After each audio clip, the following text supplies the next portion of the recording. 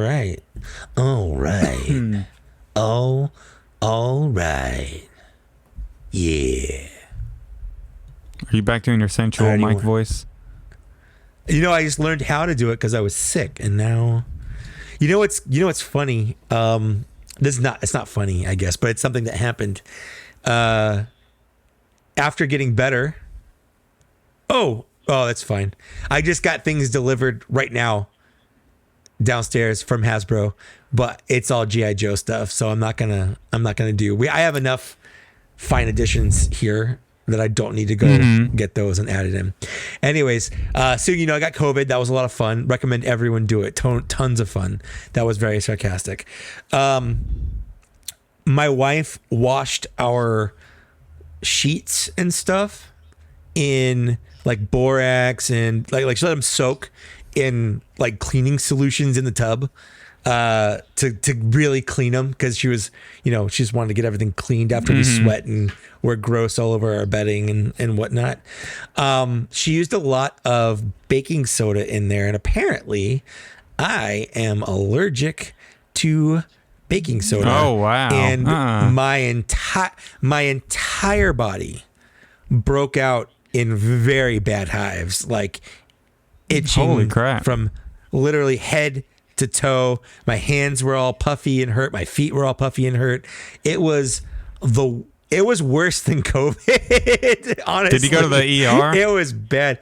I didn't have problems breathing. It was just really uncomfortable. So, but eventually I did go to urgent care, and they pumped me full of steroids, and gave me some steroids to take over a course of a couple days. And then they also, he's like, are you taking Benadryl? I was like, yeah, but it puts me to sleep. He's like, good, you should sleep. Here's super Benadryl. So so I have like a bunch. Yeah. So I got a bunch of that left over in case I ever have problems sleeping. But that stuff, like Benadryl knocks me out for a couple hours, but I usually wake up. I'm a little groggy, but like I'm mostly okay. The stuff he gave me, like I'm out for 12 hours, and like the next day after taking it, I'm still like, I feel foggy and far away. Like I don't know if I want to take it anymore. But it was the most uncomfortable couple days of my entire life because of how bad it was. Yeah, I wish it was that kind of steroids. They had to give me a shot in my butt to do it too. So it was good. I recommend getting a shot of steroids in your butt. That sounds terrible. Yeah. So your mic is sounding a little fuzzy right now. Is it? Your mic is sounding fuzzy. Hold on. Maybe it's probably this one. Let me check. Hold on. Let me check, because last time it was all awful. Do I need to take my earphones out just in case you decide to kill us again? No, I'm not gonna do that. Okay. No, it's fine. I'm not gonna switch my audio sources, which is what happened last time. That sounds better. I don't know, it sounds better. Whatever it is. For some reason, it was whenever you like weren't talking and it was like static. That's weird. Well, it's not coming through. Audacity's still sounding good because that's coming through this, but the mic you're listening to is coming through this. So, yep, I think we're good. We're good. I think we are good to go. Cool beans. Let's talk. Let's start the episode now. Now. Right now. Right now. Right meow. All right. Welcome to Black Series Cantina, episode 31. This is the one we're calling it 1027 something. I don't know. Something to do with the 1027 Hasbro stream that just happened, and it's also October 27. Is that why they call it that? Because it's October 27? I think so. Yeah. No, I knew that actually. I knew that. That was a joke. I knew that. Yeah, I knew that. I totally knew that. But for me, that was almost a complete waste of time for me personally. Yeah, so it was 2 hours. For sure. For you, at least you're gonna get that. You're pretty excited for that HasLab reveal. I was. So let's go through it real quick. So it was just like last year. It was Mr. Steve Evans, and this year he was joined by Emily, and they just kind of run through. It was supposed to be Hasbro Pulse Premium member exclusive stream. And last year they put the stream up and it was exclusive and it was an unlisted video you were watching. And like I sent it to you and I sent it to like Dan Larson. I sent it to a couple different people because I'm like, oh, breaking the rules. But like it's just like one or two people who really cares. This year it was just up. It was just up. And as a premium Pulse Premium member, that kind of like if other people who aren't Pulse Premium members are listening, I want it to be because I let them listen. like it's like I paid for pay-per-view and I had people over to my house to watch. You know, it's something that I'm doing. But Hasbro is just like, you know what? Everyone can watch this. So like, what's the point of calling it a premium member stream if everyone can watch it? Yeah, you could literally just go on their YouTube and click on it and watch it. And then even in the video, they're advertising it just for you Pulse Premium members. Yeah, but anybody could go click it. Anyone can just go watch it. And that. I just want to get that out of the way. That's frustrating. I'm frustrated by that. I can't do anything about it, so I'm not going to let it ruin my life or anything. But I'm a little frustrated by it. But at the same time, I don't really care. It's not that big of a deal. It's not going to affect me one way or the other. I just get the premium membership for the free shipping. So honestly, the free shipping plus there was stuff up for pre-order, and you could pre-order it early. And if you wanted to, you could do the giveaway. They're doing a giveaway as well for premium members. They're giving away. I'm gonna look this up because I just did it. I just entered it. So they're giving away the Iron Man with the big gun Iron Man. They're giving away a Transformer 2-pack with The Hero Is Born. It's the Orion Pax and I can't remember the other guy's name right now. Anyway, they're doing the Serpentor and they're doing Sergeant Slaughter is also a giveaway. Oh, it's a poster. It's just a poster. It's not even Sergeant Slaughter. It's just a poster of Sergeant Slaughter. Oh, that's dumb. I thought you were getting Sergeant Slaughter. It's an actual figure. Literally just a poster. Yeah, no, it's just a poster of Sergeant Slaughter. That's kind of dumb. Anyways, but it's a free giveaway, so I entered those because why not? Anyways, so they did a little run through of all the major HasLab properties. Some of them were interesting, some of them not. Most of them not so. So we got a little GI Joe sneak peek. We got some.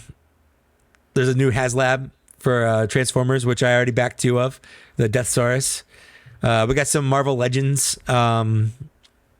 The Spider-Man VHS. The Spider-Man 2-pack with Carnage. VHS. They showed off the Ghost Rider HasLab. That thing is not going to make it. I feel so bad for them, but that barely thing over is halfway with 4 days left. Yeah, it's lost subscribers a lot more than the Rancor ever did. So that's kind of a bummer. I wonder if it'll be similar to the Rancor, where like on the last day it gets a little push, and it probably doesn't quite make it. Yeah, I'm honestly a little surprised that the lightsaber didn't get a little last minute push. But most HasLabs get a last minute push.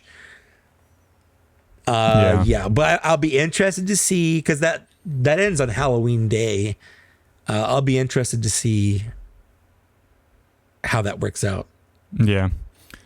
So if you're listening to the audio version of this, before we recorded this, we did a live watch along for the whole 2 hours of the Hasbro fan stream.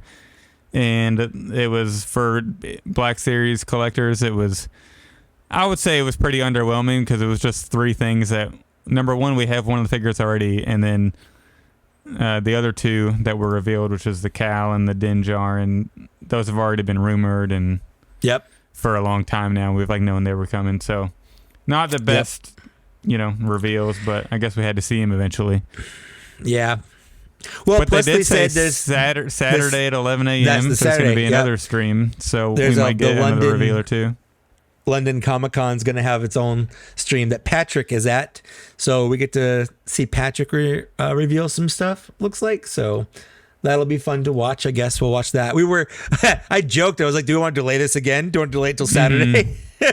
So if you're listening to this or watching it on our YouTube, on our Patreon, we don't have anything from that. So if some stuff has been revealed and we haven't talked about it, that's going to be why. Yeah. Yeah. I was hoping we'd get something from like the 20th anniversary of the Clone Wars era line. Would have been like nice. The first figure reveal that would have been cool. Yeah. Yeah.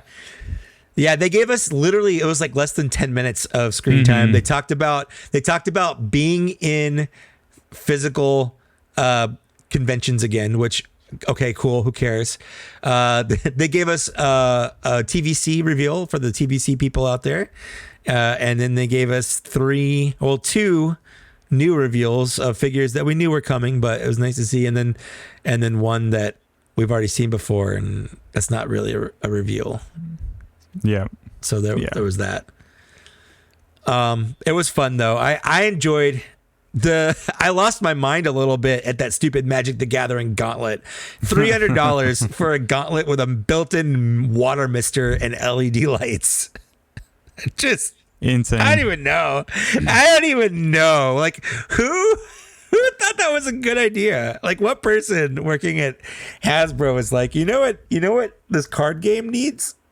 A $300 gauntlet with a water mister, and it goes the water mister is supposed to look like fire. Mm-hmm. It's got the LEDs coming through to make it look like it's fire, but it doesn't. At least it didn't in the video.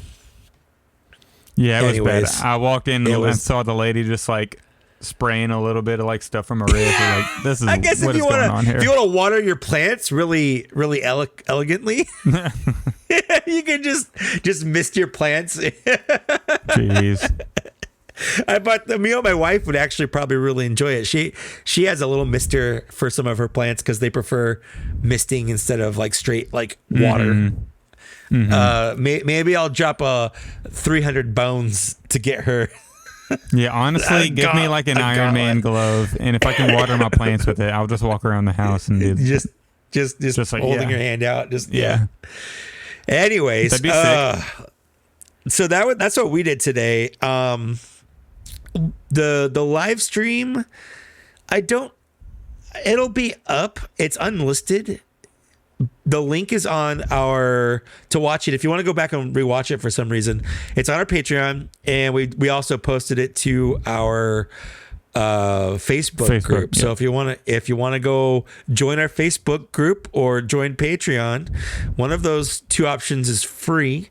You can go back and watch that, but the Patreon will always have new videos, whereas we only do sometimes very special occasion stuff for the Facebook. So that's just a little pro tip there for you. Anyways, what should we do? Should we do fine additions? Should we just go into that? I think so. All right. Do you want to go first? Yeah, I'll start. Yeah, I'll let you start. I have a lot to get to. For the video, I have a lot too. We haven't recorded in 3 weeks. I know. It's been a while. So it's been a while since we've recorded. I'm gonna start off with I don't think at least we've talked about this one. Did we talk about this SDCC? We haven't talked about it. I'll bring mine out too. Yeah. Got that in there. That definitely came out. Yep. I also got mine. So we got the very, very shiny box, like I was genuinely surprised at the reflective box on this. It's going to look great on my shelf. But to be honest with you, I'm very disappointed by the Boba Fett. Yep. I'm actually, believe it or not, I'm kind of disappointed in the quality of the packaging. I feel like without the plastic window, it feels a lot more flimsy than the Target Droids one did. I agree. The lack of the plastic in there, it actually makes a big difference. It does. It makes a huge difference. I don't like the no plastic in there. I'm not one of those. I hate plastic-free packaging guys. But in a presentation specifically like this, where opening it up and showing it off, it feels a little janky. Yeah, it feels a little cheap, doesn't it, without that plastic support in there? Yeah, if you hold the Target Droids one, and I have it laying down up right here, it just feels like the quality is there. But this, it's like you open it and it's like flimsy. Yeah. And the figure is just tied down with little cardboard straps, or Yep. It just looks a little cheap, in my opinion. I'm not that big of a fan. No, I'm not. And really not. considering with free shipping after tax, it was $36 for this. Yep. Might not have been worth it, but having the Black Boba Fett is cool. I don't necessarily regret it or anything, but I love the way the packaging looks. It just feels a little flimsy, a little cheap. Yeah. Is it kind of weird that the Jon Favreau was shown off and pre-ordered way before this, but we got this delayed? Yeah, it got delayed by a lot, but end of November, I think. I also got in. Let's do some archive figures. Finally got that archive. Let's do it. Boosh Leia. Yep. Excited to have that one. I also got that one right there. Boosh. How do you say? I always say Boosh. Boosh. Like Boosh. Do you have to go a little long because it has that extra H on it? Boosh. So is somebody gonna get mad in the comments if we say it like Boosh or I know, Boush right? Was that person got really Jesus mad at? Was it Christ. Justin or Nate for pronouncing it wrong? They've never once said it on screen. Yeah, never once. So I don't even know how it's pronounced. I've been doing Star Wars since I can remember. We all know the character. I don't know how. I have no idea how it's officially pronounced. And you know what? I don't care. It's a made up word. Yep, absolutely. Yeah. Another archive. I finally got the archive TFA Han Solo with the updated head. So I guess we did confirm now that it is a new sculpt, right? It is a brand new sculpt, and I will be doing a video on it. I know Out of the Basement Boys did one, but I will be doing one as well. And because I do it, it's vastly superior in every way because I'm better. Very. Am I throwing shade? No, I'm not throwing. I gotta support my Black Series Cantina boy. That's right. So I got your back on this one. Thank you. No. I just also got alternate videos. Go ahead. I also got in the mail the 187th Clone Trooper from Walgreens that popped up in stock, which we'll chat about that a little bit. You know what? Later. Since you have it, I opened mine. You know what's interesting about this? I have two, so I opened one of the two. Well, look at this army I got. Look at the army. Oh, look at you! I got a whole army of them. I got 3 somehow. Is it weird that he's sort of like an off-white, like a creamy kind of white? I haven't really noticed until you just now say something. It does look a little more like white chocolatey, doesn't it? I'm colorblind, and I can tell that, especially if I have another figure next to it. It's definitely it is more of a cream. It's more of a creamy kind of white. I hope they don't go in that direction in the future. I hope this is kind of a one-off. I love the colors on this guy. The maroon. I like the maroon. Like I know there's a lot of people saying oh no, this is supposed to be purple. The purple, not an official color. The purple was created by Hasbro way back before this was an official battalion. And then Lego, Legion. right? And then Lego followed suit. And then they showed up in the Clone Wars and stuff in their official maroon color. So maroon is the official canon color for this guy. Yeah, and then I accidentally got 3 of them. Also. So I got to find a way to offload 2 of them. Oh yeah, it was an accident because here's the story. I ordered 2 of them for the free shipping, right? Yeah. And then I noticed you can ship it to the store for free, and I live literally 2 minutes away from a Walgreens right down the street. Yep. So I was like, I'll order another one. Then I'll cancel the order for 2. And then I went, since I checked out as a guest, it didn't give me an option to cancel the order for 2. So I emailed customer service hey, can you cancel this order? By the time they replied, it had already shipped because they shipped it so fast. Yeah, so I was going to say, can we talk about how fast it shipped? Isn't it crazy? Within 12 hours of ordering it, it had already shipped. Yeah, and then it was free 2-day shipping or so. It was insanely fast. Yeah. So big W to Walgreens for and it was packed really well too. Yeah, So they did this a W to lot better than Walgreens. the 212th Trooper. For 100%. Sure. 100%. I also got. This is the one I got in half an hour before the show. Ooh. So I already have this figure, but I wanted another one. The second wave of Umbra ARC Trooper pre-orders. I decided to throw one in there so I could get free shipping on. I think it was one of the Republic Commandos. Mm-hmm. So I got, and then they had a deal. It was $20.99, so I got it for $20. That's not bad. Yeah, and not the bad free at all. shipping. So had to get a second one of those because they're super, super awesome. And then I texted the group chat. I found this deal on eBay because I've never had the original. Well, I had it a long time ago, but then when I got out of the Black Series, I sold it, of course. So that's why I was very excited when they announced the white Scout speeder bike from Mandalorian. But somebody on eBay posted a deal for the original speeder bike with the Fallen Order Scout Trooper for like $54 free shipping. I was like, not bad. That's insane. Yeah. Like, yeah, that's an insane deal. So right now I got my Luke on the speeder from Return of the Jedi. And then Dude, now I got have the not Fallen put Order. I have not put my Andor Luke or Leia on a speeder bike. That actually looks really good. Because the way his cape, the way his not cape, but his little cloak shawl thing, like it's a poncho. It flows, the way the poncho flows. Yeah. Doesn't it look sick? Oh, I don't even know. I don't know why I've never actually done that before. Now I feel stupid. Yeah, you should definitely do it. And then I should. So now I can't wait for them to release the 40th Scout Trooper, because then I'll just have a blank Scout Trooper for that. So yeah, that's a very fine addition. A very good deal, because it's hard to find the regular set for this for under like $65-$70. Oh, for sure. You know? Yeah. So I feel like that was a hell of a deal. And then I would probably put. I'm just thinking. I'm probably going to put Leia on it and Luke behind her with the saber. Like, because that's what they did when they first riding it. They first hopped on. Yeah, that's a good idea. I might do that too now. Actually, that you mentioned. Yeah. And in the process of like, because I had this Luke holding the saber. In the process of doing that, I broke Luke's lightsaber. Womp womp. See it right here. So, and I sent you all, and I posted on my story. That you weren't happy. Another one of my fine additions is a great. I'm gonna pull up the name in a second, but a great person, follower, and now I follow him back, sent me a replacement Luke lightsaber.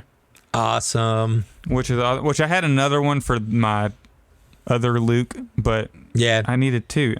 You know. And I do want to pull up that person's name because they do have a page. I do want to give them a shout out. They deserve really it. Quick. I literally had it pulled up earlier, and I don't know where it went.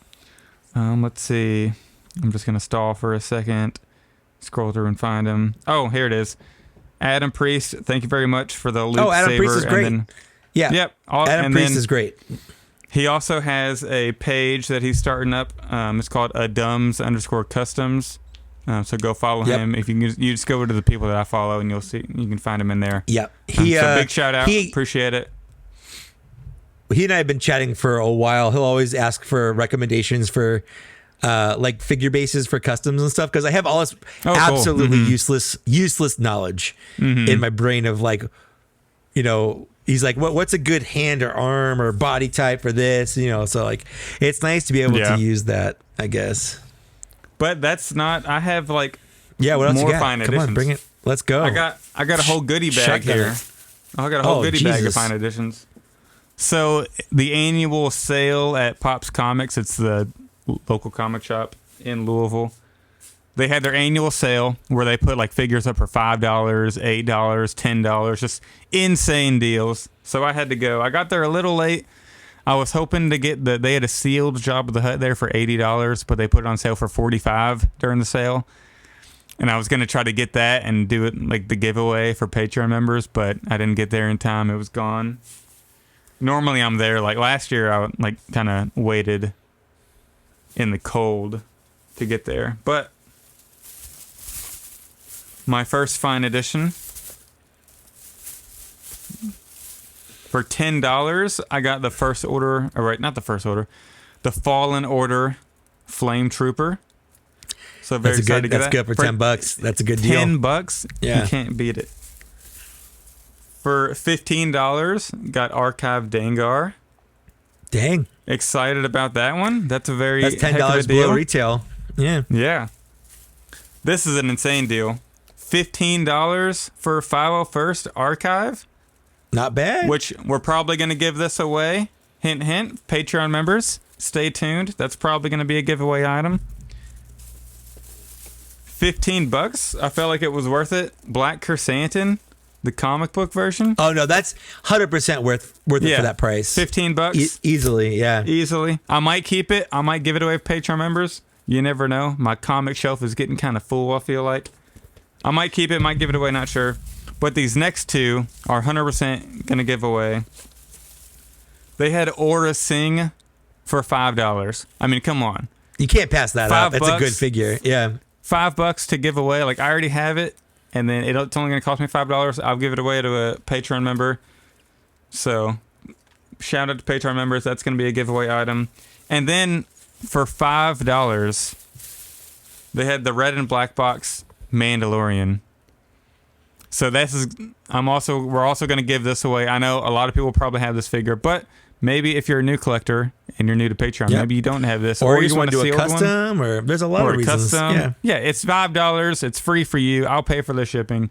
We're going to give it away. So shout out to Patreon members. Yeah, we'll have a giveaway coming up. Yep. I did have a second one because they had another one for $5. But there was another person there who was looking at. They had one listed for $15, I think, because I think normally they put this for $20, but they put a couple of them for $5, a couple of them for $15, whatever you find, I guess. So, but I handed him the one for $5 and saved him some money. So nice. So yeah, got some stuff for me, got some stuff for giveaway. But yeah, that's all my fine editions. So very, very fine edition segment there. Very decent editions, if you will. So you got a couple of mine, but I got some that you didn't get. So let's do that real quick. I'm going to start. I'm not going to do any. I got some non-Star Wars stuff. I got some He-Man and some Marvel Legends, but you know what? I got so much stuff. I'm not going to do it. Let's see. We talked about Archive. We talked about this. We'll start with the left out Archive guy. I got an Archive Chewie, and I got this because right back here, if you can see, I've got those are like the early bird editions, and I've been slowly replacing all of them with updated face printing versions. So Chewie was actually the last one that I haven't had, even though he's not. He doesn't need face printing. I still kind of wanted to get a version of him with face printing. So I did it. But I got it from Target on sale for like $17. So it was really, it was hard to pass that up anyway. Oh, yeah. But they sent me the package all mangled up, which kind of sucks. I'm going to open it anyway, but still. It's also weird. On the back, they used the wrong Chewbacca.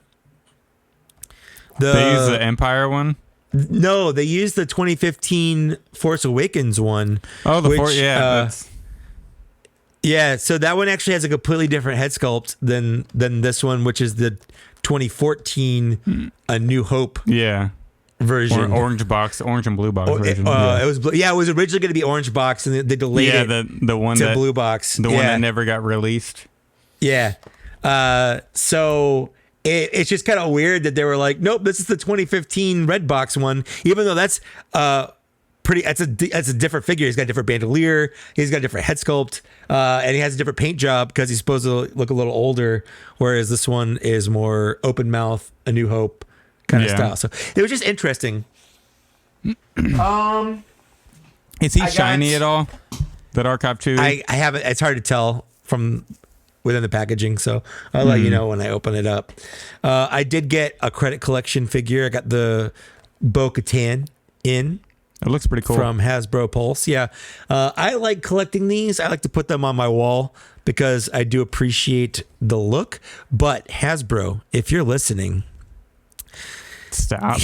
You don't have to you don't have to make these anymore. Like, it was fun the first time. The second time I was like, oh, okay, we'll get some more. But after the third time, as a completionist, I'm starting to think maybe it's okay to not be a completionist anymore. And I knew the day's going to come, and the day will come where they'll release something, and I'm like, that's the one that breaks me. I do still like these on the wall. Like, I don't open them. They're the only ones I buy that I don't open. Someone said that her helmet is actually different, like a different sculpt. Like the headpiece, the eyepiece is a little bit differently sized. I couldn't see it. I put them side by side, and I'm not going to open it up to check, but that's just something to think about, I guess. Papa Gord sent me 2 figures from Canada.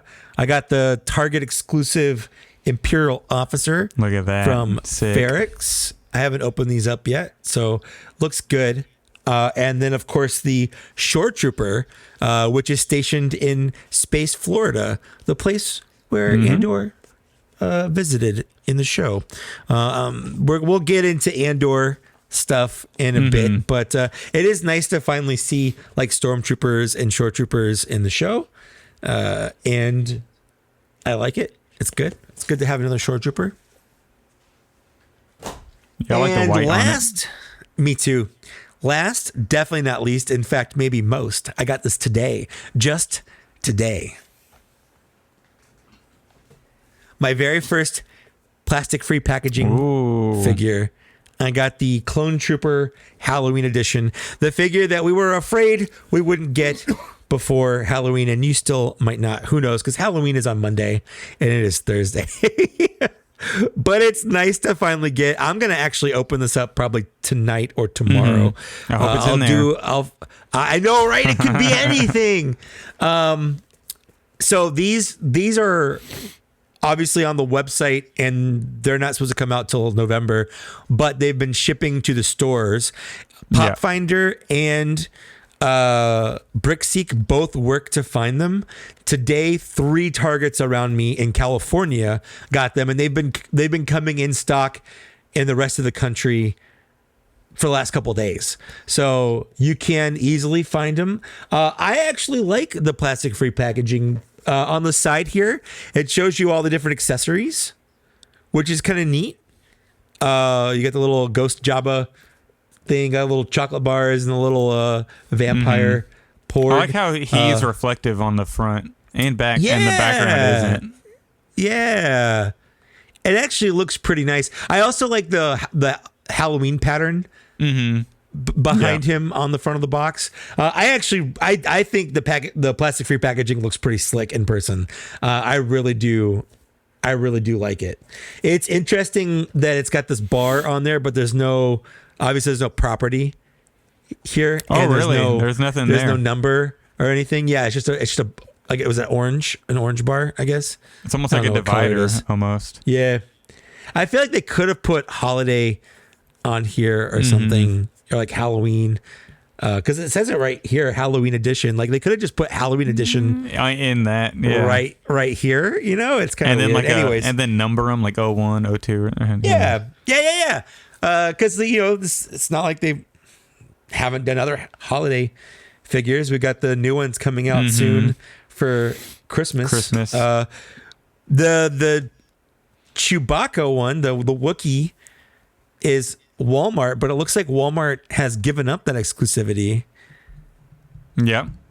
And we're getting it, but I guess that's a new segment. But that's everything. That's all my additions. So all the stuff that I showed that you got, plus I got a couple of extras, and those are our finest additions. That's a good fine edition segment. We both got a lot of stuff. Yeah, it's a lot of money spent. A lot of money spent. That's for sure. Some might say too much money spent, if you will. Yeah, probably. Yeah. Those charges, they come quick.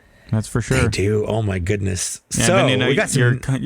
Your comic shop has a sale, and then you end up spending $68. All of that was $68, by the way, from the comic shop, which is the price of like 3 retail figures. Exactly. No, a little like 2.5 retail figures. So, Yeah, so you got a lot. Yeah. Anyways, so we got some news. We got some news. Chat. It's funny. It's funny that you have a yak face rumor, Cal Kestis from Jedi Survivor in the news segment. Yep. Delete it out. And yeah, you might as well delete that out. So we'll get to that, I guess. Spoiler alerts. So yeah, we got the in stock this week on Walgreens website. They, as far as I know, they haven't been seen in stores, but the 187th clone trooper, that's Mace Windu's trooper, if I'm not mistaken.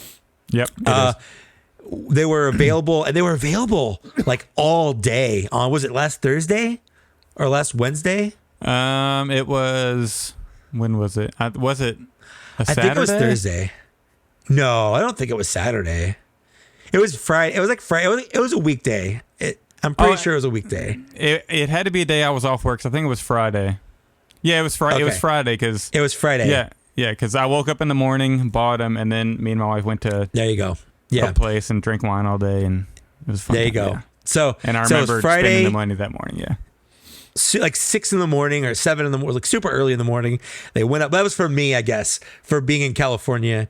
It was super early because they'd already been up for like a half hour when I got up. And I thought, oh no, I'm going to miss out on this and I'm going to have to go hunt. Because around me, within like a 20-mile radius, there are probably 10 or 12 Walgreens I can visit. Yeah. Well, you would have been good. I instantly bought 3. So that's true. That's true. It's sold out. But no, they were. They sold out that night, I believe, but it took all day to sell out. So, for the people outside the U.S., I don't know how. I have no idea. They probably already have it. I'm sorry. Yeah. That's true. They probably had already it for like 6 months at this point. Yeah. But here in America, we finally got them. If you missed the website, they'll probably be in stores at some point, but I don't know what. I'm very excited that I don't have to physically hunt for these. Yeah, save 100%. The gas. Yep. We had a little roller coaster of Yak Face news last Shop week, Disney sets. where Yak Face announced 3 new Shop Disney sets, the 3-packs or 4-packs or whatever, the ones that show up in the parks and stuff. And then a couple hours later, retracted that. Yeah, I was kind of hoping for another I was kind of hoping for another creature pack. That thing was cool. Oh, me too. I would welcome more of those, and I would buy them. But I was just surprised it was so soon after getting them. Mm-hmm. Because the original ones came out in 2019, and the new ones. The ones that just came out, that was like 2 years later that those came 2021. out. 2021, 2022. It was after we started our podcast. We talked about them on the podcast. So it took a while for them to update those. So I was just surprised that they were going to get more, like a third wave so soon after the second one. But it turns out it's not a thing. Don't worry about it. Unfortunately. I mean, yeah.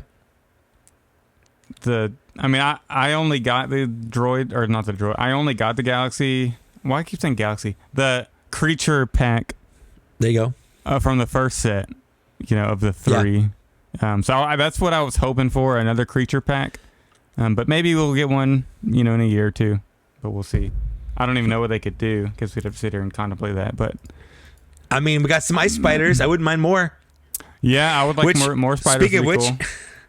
I just recorded my video on the Maldo Crease Ice Spider Mando for people listening. If you want to go watch that, it's pretty good. I liked it. I'll check watch it with your eyes. Yeah. And then also the Umbra you got Trooper this next one. shipping. Yeah. Yep, that's one of my fine editions. Actually, I'm trying to find it. Oh, there it is. So the second wave of the pre-orders, and it's good that they're finally shipping because this thing's worth like a lot, or going for a lot on eBay. So if you want to sold out it's good originally. It's sold out. So I'm glad that it's finally shipping for people, so they don't have to pay those ridiculous secondary market prices. Yep. For a figure, which is always good. GameStop GameStop coming in clutch. Hopefully they don't cancel on anybody. I wonder if you can still pre-order or if it's sold out. I mean, sure. I can check real quick. Let's find out. GameStop. It's such a good figure. Umbra Trooper. Let's find out here. It is sold out. Currently unavailable. Sold out now? It is sold out. So there's that. If you're listening to this, probably can't pre-order it or buy it. Maybe it'll show up in stores though. So I mean, good luck. Hopefully. Good luck. That's a very sought after trooper there. Yep. So if you snoozed, you losed. Absolutely, you losed. You losed. And then the First Order Stormtrooper Holiday went up for pre-order. I know you got that one. Right? I pre-ordered it. Absolutely. I love. They're stupid. The holiday troopers, Halloween or Christmas. It's such a dumb concept that I love it. It swings so far around. It goes all the way the other side. It's so dumb that it kind of loops back into being just a little awesome. It's such an interesting repaint. It's unique. It's unique, exactly. This is the perfect thing. I wish they would do more stuff like this. I just think it's fun. I don't know. I understand there's people that don't care. That's fine. You don't have to care. You don't have to. I do. I like them. Yeah. So yeah. I mean, I'm in. Yeah. I'm in the boat that's I'm in on only a couple of them, not the full waves or anything. I did the Halloween ones. I'm more in. I think those are a little cooler, but I think the Christmas ones, they're definitely cool for seasonal display. You get in the spirit. Yeah. Put them on the shelf. Put them on the office desk. I put mine downstairs for Christmas last year. I put them up on top of a bookshelf, and then I forgot to take them down when we took down the holiday decorations, and they've stayed there the entire year. So they're already set up for this year. There you go. Already. Perfect. Yeah. Perfect. And then, so we also have the Halloween Clone Trooper showing up in Target, which you covered already. I covered that because I got mine today. Yep. I happened to just walk into a Target and be like, boop, there it is. Yeah, I was planning on going Tuesday after work, but I actually started getting sick. Oh, I went to work Tuesday, and then throughout the day, I started feeling bad, and then by the time 5 o'clock came, I was like, I need to get home, and then, I was actually sick enough to where I took PTO, Wednesday, and then worked from home today, so, yeah, I'm still a little under the weather, but I haven't been able to make it to Target yet, unfortunately. That's not like 90s rollerblading frosted tips sick. That's actual sick. No, yeah. So, and for the people listening, I offered to actually buy one for Zach and send it to him. So he did. Yeah, he did, and I appreciate it. But I got the pre-order, and it says it's delivering the 10th or something. So I was like, no need to have you, do that. I mean, I could have had it to you maybe before Halloween, but it's fine. That's true. Yeah. So yeah, what's up with this knockoff Appa you want to chat about? Well, I posted it in our group chat the other morning. I woke up one morning and someone sent me, I forget who. I should really write these down, but I'm way too lazy to go look it up. So if it was you, you know who you are, and thank you very much. But someone sent me a DM on Instagram saying hey, there's a knockoff Appa off AliExpress, and I was like, I mean, I don't really go for knockoff figures, but I looked at it and I'm like, dang, this actually looks really good. It's $20, so it's less expensive than an actual figure. Yeah, he's got the soft goods comma. He's got the 2 holster pistols. He's got all these little kind of accoutrements all over him. Where it's more than just a regular figure with a repaint. It looks really good. So I slapped not pre-order, just a straight order, and it shipped out that same day, but it's coming from China, being, AliExpress and stuff. And the last figure from AliExpress I got was that Kylo Ren. And so far I've got really good experience with these KOs from China. So I'm really looking forward to getting an APA. And if they ever do an official one, it'd be kind of fun to like compare them, I guess. You could probably just compare it to a regular ARC Trooper or 501st clone. Probably maybe. that too. The I don't colors know. and all But, that. you know, I figure at some depending- point Hasbro's going to make one. Depending on how yours looks, because I'm looking at the link right now. Yeah. I might place an order if you get yours and you really like it. And they also I'll have, let you know.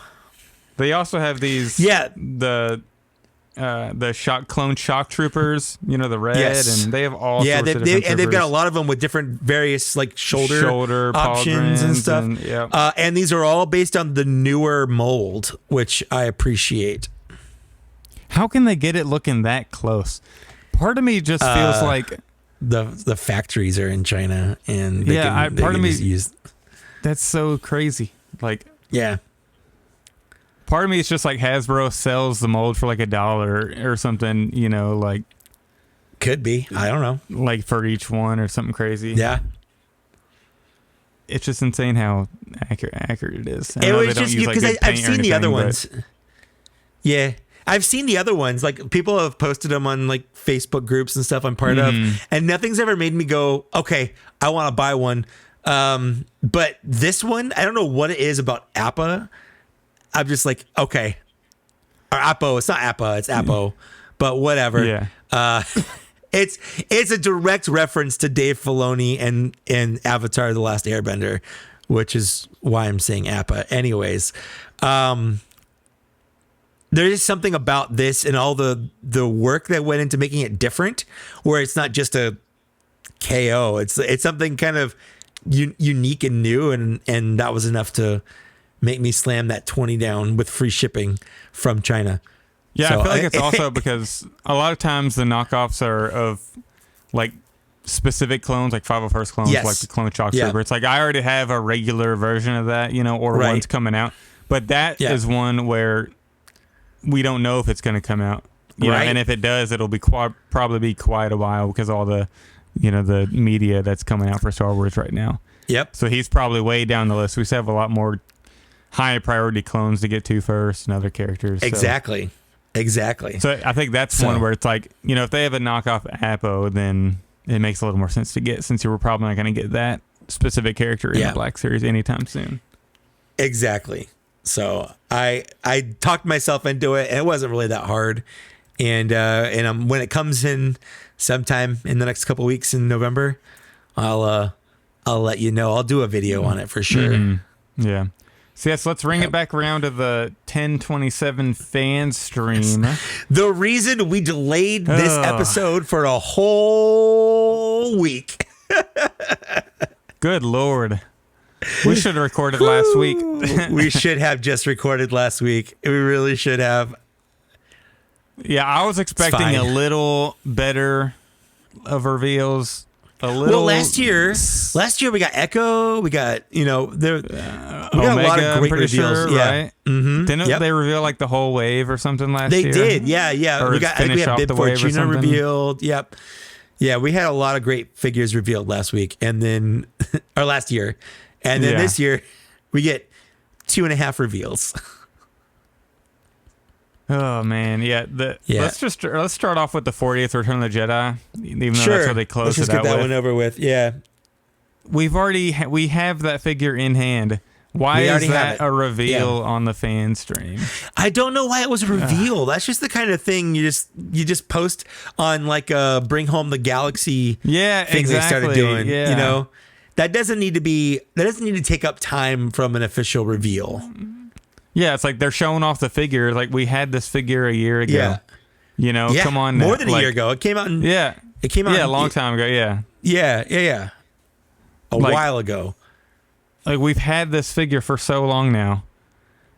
Why are we doing this? It was just kind of baffling, and like I don't care about the card back that much for that figure. I mean, I don't. It's cool that they confirmed he comes with all of his accessories, because we were wondering about that because we saw the picture of it a couple months ago. He comes with everything. He comes with the broken blaster, the regular blaster, all the flame effects. Like he comes with all of that stuff. So if you did not get that Boba Fett, or you just really like that card back, knock yourself out. He's a deluxe figure. He'll probably be like $30-$35. You just go right ahead. Yep. I am gonna save my money. I don't need to buy that to still be a completionist because it's not just different. Although they did say they tweaked the colors on the backpack or something. Not enough to make me want to buy it. So don't care about that. Yeah. I'm going to get on to you about that one. I'm going to get on to you. You're not. They changed the paint. I don't care. Nope. They changed the paint. Don't care. Nope. They changed the paint. It's not the same as like a Kenner colored version or anything like that. It's not the same. They updated the paint. No, shut up. They did not. But then they revealed two figures that we kind of already knew about. They've been, I guess the Din Djarin was Pipeline, and then Cal. Well, let's stick with Din Djarin before we get into Cal Kestis. Yeah, so he's got a brand new head, which I'm very interested in looking at to see how different it is from the Din Djarin head that we got from that build-up pack. It looked like an improvement from the stream. It looked like a big improvement. Yeah, it was hard to see for sure, but I think it definitely looks like an improvement. Otherwise, it's the same body that we got with the original, like with the Miggs Mayfeld Morak tank. And honestly, that one is just in my Imperial collection with his helmet on. Like, he's just an Imperial trooper to me. Mm-hmm. I'll probably treat this one the same as well.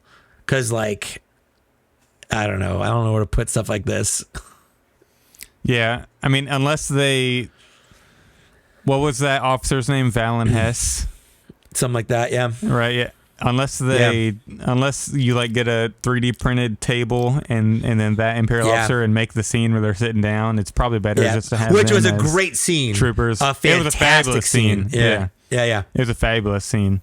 But right now I have that Miggs with the helmet off, but when I get the new Miggs, that'll just be a trooper in my Imperial collection somewhere. But I am excited for the updated head. Hopefully it looks good on the mass retail, and then they can start using it for further Mandalorian releases. I was thinking about, like, do I want to buy two of these and pop the head off and put it on the other Din Djarin to have a better head for that one? I wonder if you could swap them and then just put the ugly head underneath the helmet. Or that. Yeah. That's a good idea. So it might not be bad. So then only buy one, Yeah. Either way, if it's got a good head, a better head, I'm going to try to put it on the other Din Djarin body and see if I like that better, if it works. Hopefully. Cross my fingers. And the wave he is in, I wish I had it on. It's the next wave. It's the wave with Jedi Luke and the Andor figures. Yeah, wave 35. He's in wave 35. Yeah. Yep. So now there's two figures we're missing from that wave that we don't know now. Now there's one. So that wave is Cassian, Bix, Luthen, Mon Mothma, HK-87, Luke, Din Djarin, and then there's one more. There's one figure. Okay. To be determined. Because Cal is a Gaming Greats. So he's not part of them. Did they say that? Did they say he's Gaming Greats? Didn't his picture No, show? I think Cal... Is he not Gaming Greats? I don't think so. I think Cal is actually part of that wave. I think Cal is... If he's part of the wave, then the packaging says Gaming Greats. Does it? I'm looking at the packaging right now. Yeah, I'm looking at the packaging right now. Okay. It says Gaming Greats. All right. So maybe it is Gaming Greats then. So I don't think he's that's part interesting. Of that Well, let's talk about that real quick then, because that's the first brand new sculpt we've had in the Gaming Greats line. Yeah. What if they do just put this in mainline though? If they put it in mainline, he's probably going to be that last figure. Let's look up and see if like Entertainment Earth has updated that case. I wonder if we can. They're usually the first to. I'll go to Yak Face. Yak Face will probably be faster, but let's see here. Look at the master listing here. They have not. They haven't even updated So look at this. Oh, it says El Paso. Yak Face says that Cal Kestis is in Wave 35. Yep. Because that's the El Paso one, right? Yep, El Paso. Yep. Cal yeah. Kestis. So that it's weird they're coining that with Gaming Greats also, but it's being in mainline. So that's a little change they're doing there. Little change, which also means that when they do Star Killer, he'll be Gaming Greats, but probably a mass release as well. Yeah.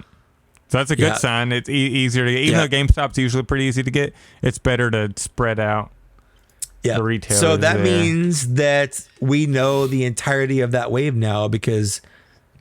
Yep. Cal's the final one. Cal's the final figure. Yep. Yeah, it hasn't been updated on Dorkside or on Entertainment Earth yet. But I think that's probably going to be it. And this wave will either be at the very end of this year or the very beginning of next year. Yep. And just to update people on the upcoming waves, we have... So the very next wave... is because we've already got the Obi-Wan wave. Wave 34 is Grief Karga, Axe Woves, Darth Maul, Grogu, Aayla Secura, Migs, Grand Inquisitor, and then the re-release of the Jedi Wandering Jedi Obi-Wan. And then wave 35 that is... wave, hold on.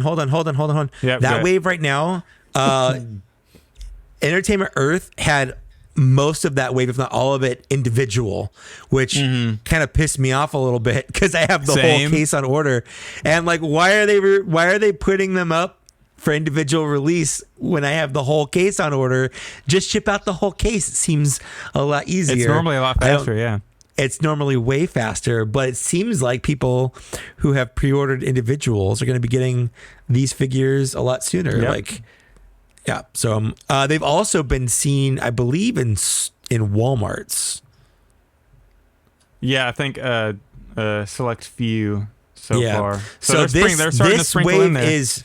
This wave is just now starting to sprinkle out. So keep those peepers open if any of those figures are ones that you're looking for, because they're coming.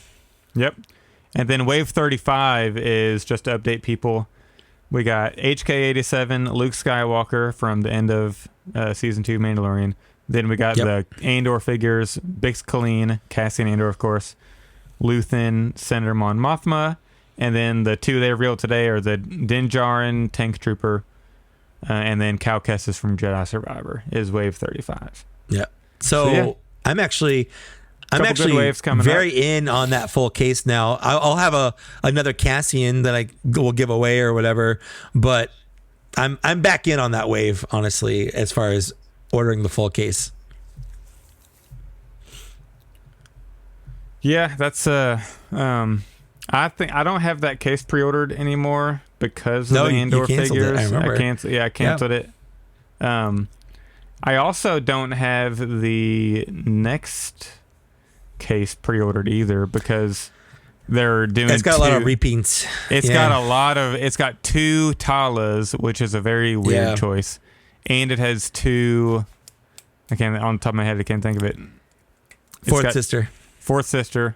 Yeah, so it's like it's like two, doubles in there already. I think it's got 5 new figures in there, and 3 of them are doubled. Yeah, I just don't want to deal with.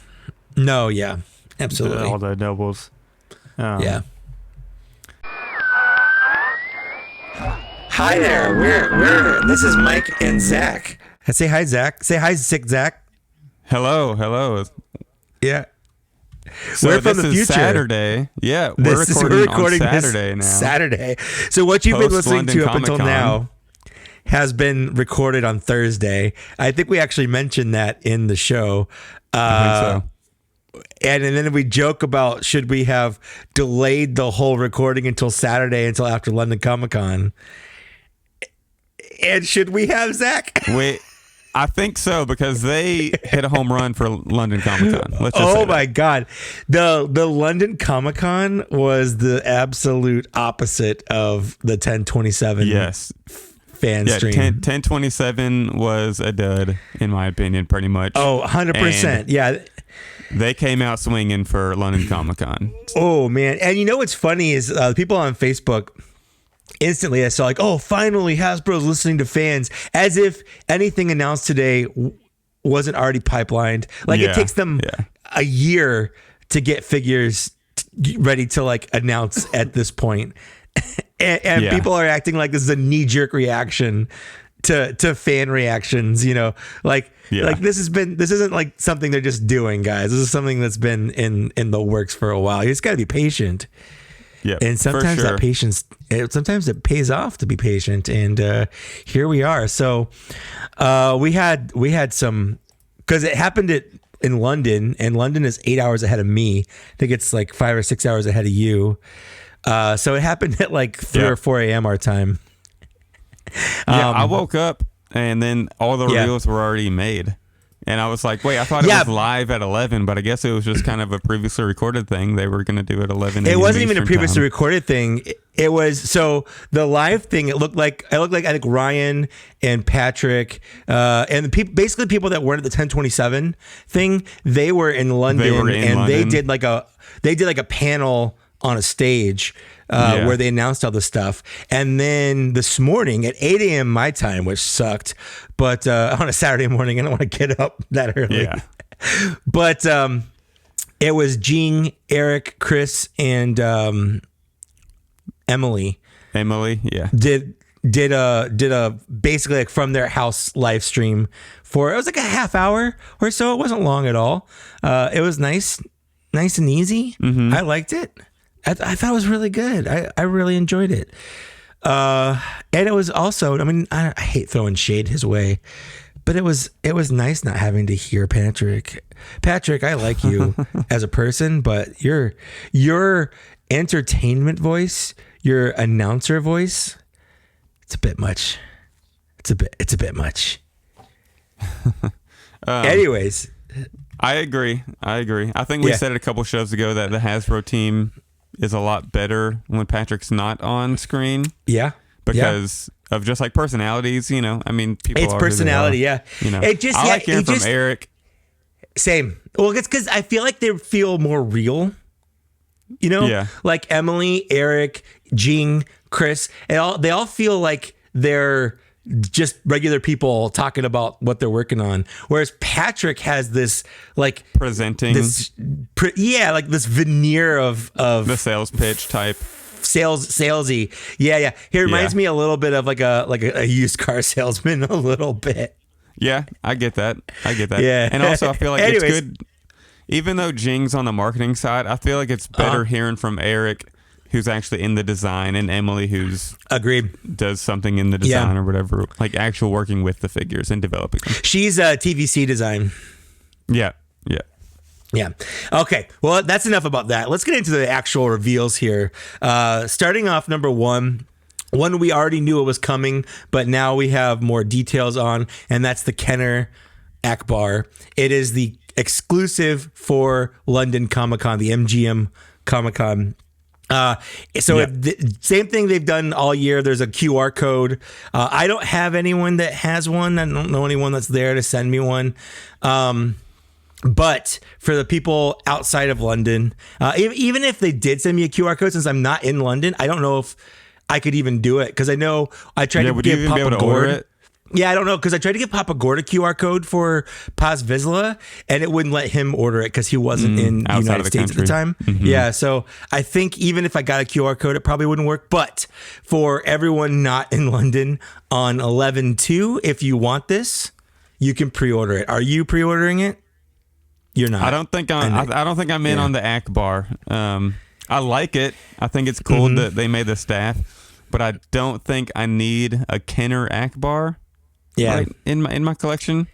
I do think it's neat, but I'm gonna save the extra 25 or whatever. No, that's fair. Yeah, I'm getting it because I do have the full Kenner collection so far. Mm-hmm. The Boba Fett, the Obi-Wan, the Jawa, the 4-Alarm Zuckuss. So like for that, I can't have an incomplete Kenner color collection. So I'm definitely gonna grab it. But I'm hoping it's not that popular. I'm hoping there are people like, I don't really care about this, so it's not hard to get. Yeah, I hope so. I hope it's easily accessible, for people who want it. And I like the Kenner stuff. I like the Boba Fett and the Obi-Wan and the Jawa and stuff like that. But the Akbar, I just don't think it's I need not that a Kenner different. Akbar. Yeah, it's not that different. Yeah. I get that. So that's one I can pass on and save the cash for another save the figure. money. Yeah. And you know what's cool about that, Zach, is you're not being mad about it. You're not upset that Hasbro's making that Hasbro's making something that you don't care about. Good point. That is a very good point. Okay, so those pre-orders go up on Wednesday. Because Monday is Halloween. Tuesday's the first, right? Yeah, no, for Comic Con specifically for Akbar, it's on the 2nd. The 2nd. I did it. Yeah, I did a screen capture for it to make sure. Yeah. So everything else is pretty much going up on the 1st, but Akbar that's specifically confusing because I feel like I remember seeing 2nd. stuff saying stuff is going up on the 1st and they're making Akbar. Yeah, on the no, 2nd. I specifically screen captured it. And it says Akbar 11/2 at 1 p.m. Eastern. So and the other stuff is going up on the 1st. On the 1st, yeah. Confusing, but I guess it helps. You don't have to do multiple things at once. Yeah, I'm glad that they're not putting it all at once. Okay, so that was the first. Most people probably don't care about that. It wasn't that big. We already knew. The next thing I want to talk about is one. We don't really talk about TVC on here, but we do when it's relevant, and we throw some shade. We do when I'm salty, and let me tell you right now, You got any popcorn? Because I have a lot of salt. Oh, I'm here. I am here for the rant. So I'm happy for the TVC collectors that they're getting a Paz Vizsla. I want to throw that out there right up front. I'm not upset that TVC is getting a Paz Vizsla. Okay. What I am upset about is that their Paz Vizsla looks so good. It's not even fair. Not only since it came out so long after The Mandalorian and Book of Boba Fett, it's screen accurate. Whereas the one we've been getting since 2019 that they've remolded 4 times now, or repainted, I should say, or re-released.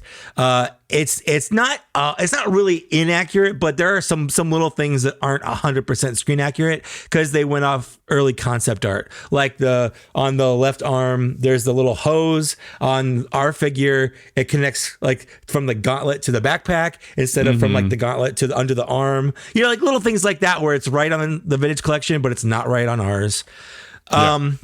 It has tons of flame accessories for the jetpack. It has the little blaster effects for his gun, which, that's the big thing, I feel like, is all the extra stuff it comes with.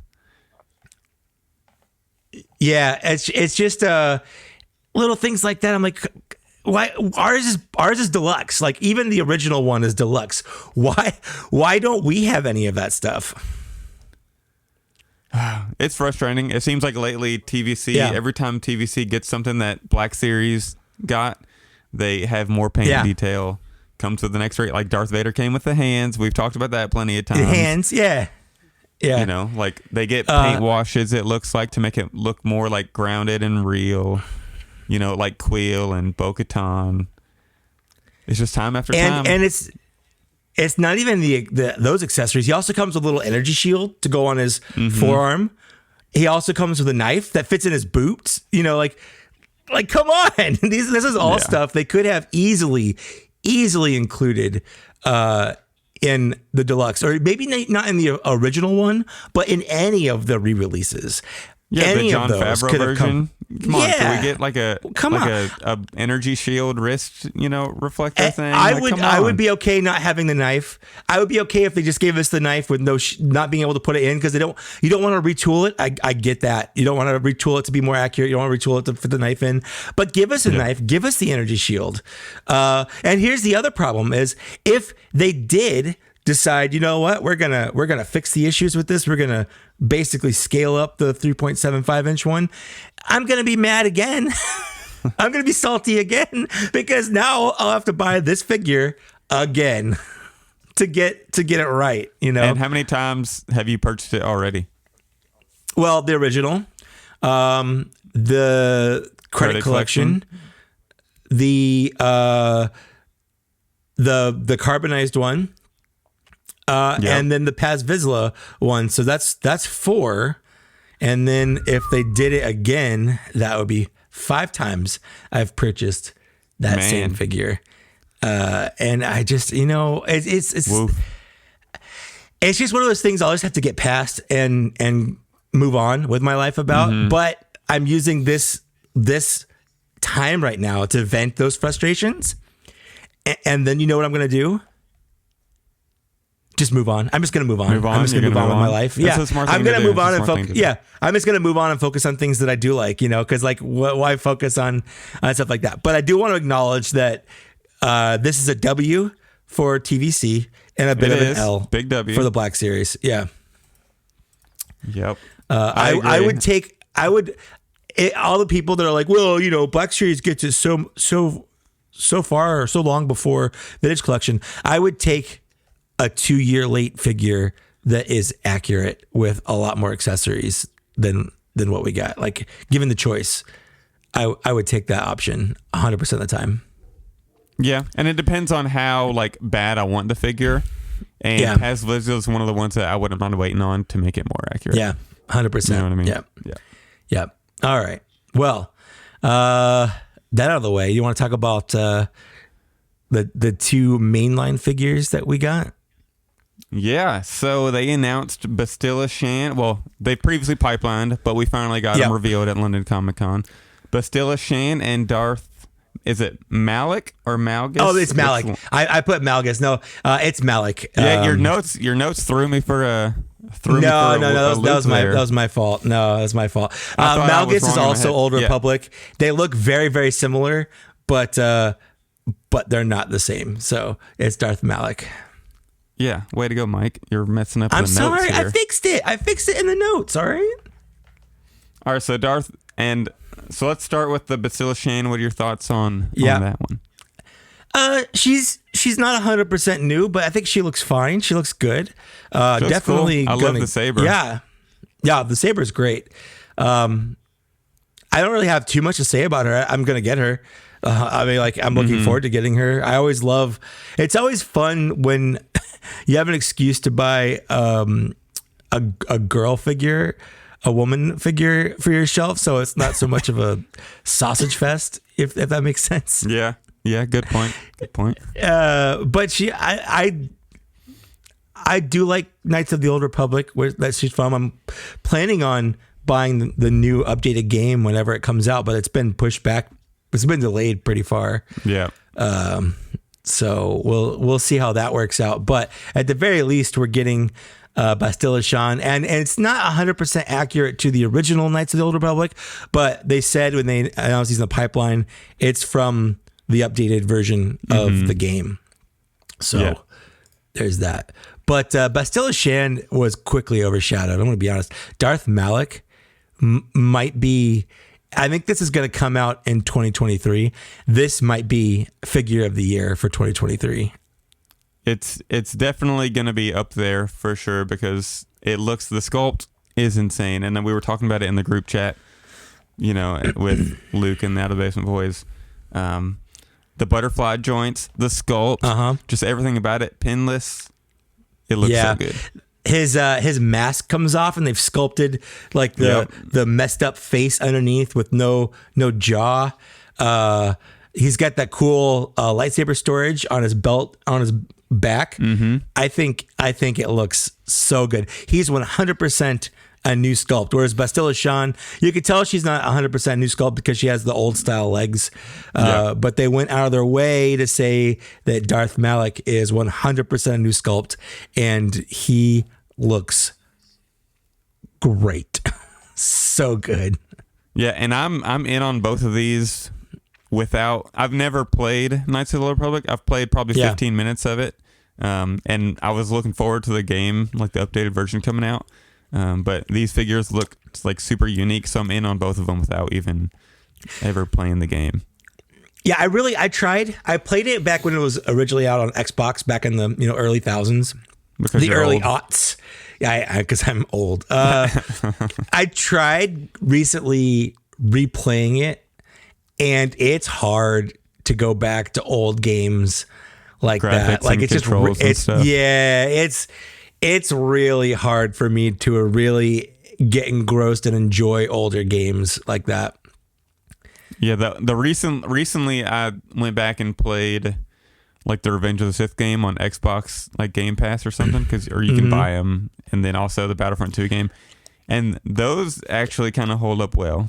Once you get used to the Revenge of the Sith controls and all that, it's a lot of fun. But games that are like older than that, it's really tough. Yeah. So both of these figures are mainline figures. They go up for pre-order on Tuesday, the 1st, but they are part of Wave 36. And we just talked about on our Thursday recording, we don't know some of the figures in Wave 36. And these are two of those. So I have an official up-to-date Wave 36 case breakdown. So we have one Jabeam Obi-Wan. We've got one fourth sister. I think we said there were two when we were breaking it down before, but there's only one. There are two Talas, which is a weird choice to double pack in there. There's one Bastilla Shan, and then Darth Malik is the other double packed. Yeah. I knew there was another double pack in that wave. I think there are two. Said it was there's two. Sister, one's Tala. The TBD. Yeah. So one's Tala, one's Darth Malik, and then we have one mystery figure still, Emmett. So we don't know what that is yet, but this wave isn't due out until the beginning of 2023, and I think that's going to be pretty accurate. I don't think we'll see it before the year. I think we'll get the next. We're definitely going to get the next wave, the one with the Grand Inquisitor and stuff. We'll get that, Darth Maul and all that. Yeah, we'll get that very soon.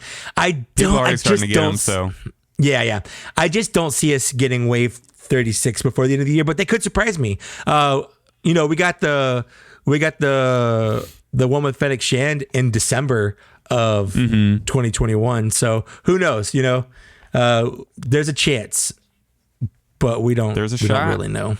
There's a shot. So you're saying there's a chance. Yep, but there's your case update.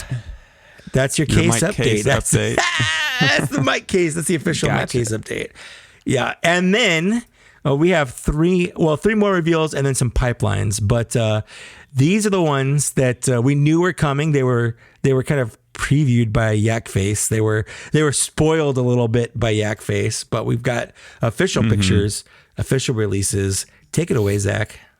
And this is actually what was kind of revealed on the Out of the Basement stream that Yak Face hopped on, right? When he kind of said that. Two of them were. Two of them he talked about. One of them we didn't. Yeah. So the first is the Scar Squadron Mike. He's the one with the blue glowy eyes. And how about that jetpack? They said it like expands and it it, without having a peg, it just like sticks in like with the molded part already on the back. Yeah, he called it a friction joint attachment or something. Yeah, it looks. He looks so good. That Stormtrooper mold has never looked better than these Scar Squadron figures. Oh, yeah, they just for sure. All the little accessories and things they put on there. The little the communicator and the extra little bits and stuff. He's got a little on his head, the mic on his ear, and the antenna, and then he also has the what do you call him? On his forehead has like the shape, like almost like a beehive looking thing on his forehead. Yeah, it's got a little bit of a different molding there. Yeah. I'm very excited about this. So these are the publication series. These are the comic series that we've had in the past. So pretty much the if you're not super in on the know, the MO of these, the modus operandi, is that they're mostly reused, but they'll have some new parts and stuff. So in this case, the Scar Squadron Mike has a whole new head, and he's got that new backpack. But he's mostly just a Stormtrooper body. But the case they come in looks like the comic case, and it looks fantastic. Yeah, so they changed it for this set They updated yes, they it. did. They did, because we were worried. We were worried that they would be like the Boba Fett, the War of the Bounty Hunters arena Boba Fett, where you just open it up and there's this empty void where the figure is just kind of zip tied into the cardboard. Yeah, and it feels the Boba Fett packaging feels kind of flimsy. So, I feel like at first I was like, well, this is kind of odd. You open it up to a render of the figure, and then I was like, well, it's better. It's better than every packaging being as flimsy as the SDCC Boba Fett version. Agreed. So this is probably the best I'll take it. Thing they could I'll take it. Yeah, I'll take it. I would prefer that to just opening up to like an empty shell, empty void of nothing. So I think it looks great. So that was the first one they showed off, the Scar Squadron, Mike, which basically, like Yakface said, that means we're going to be getting more Scarface, the Scar Squadron guys, and I am here for it. Down. Let me tell you. Yep. Yeah, I'm down. Yeah. The next one is a big get for the people that missed her the first time around back in when she came out in 2019. But we're getting another release of Dr. Aphra. I called this a long time ago, by the way. You did. I just want to say, did. I said that they'll probably eventually re-release her in the comic line. You did.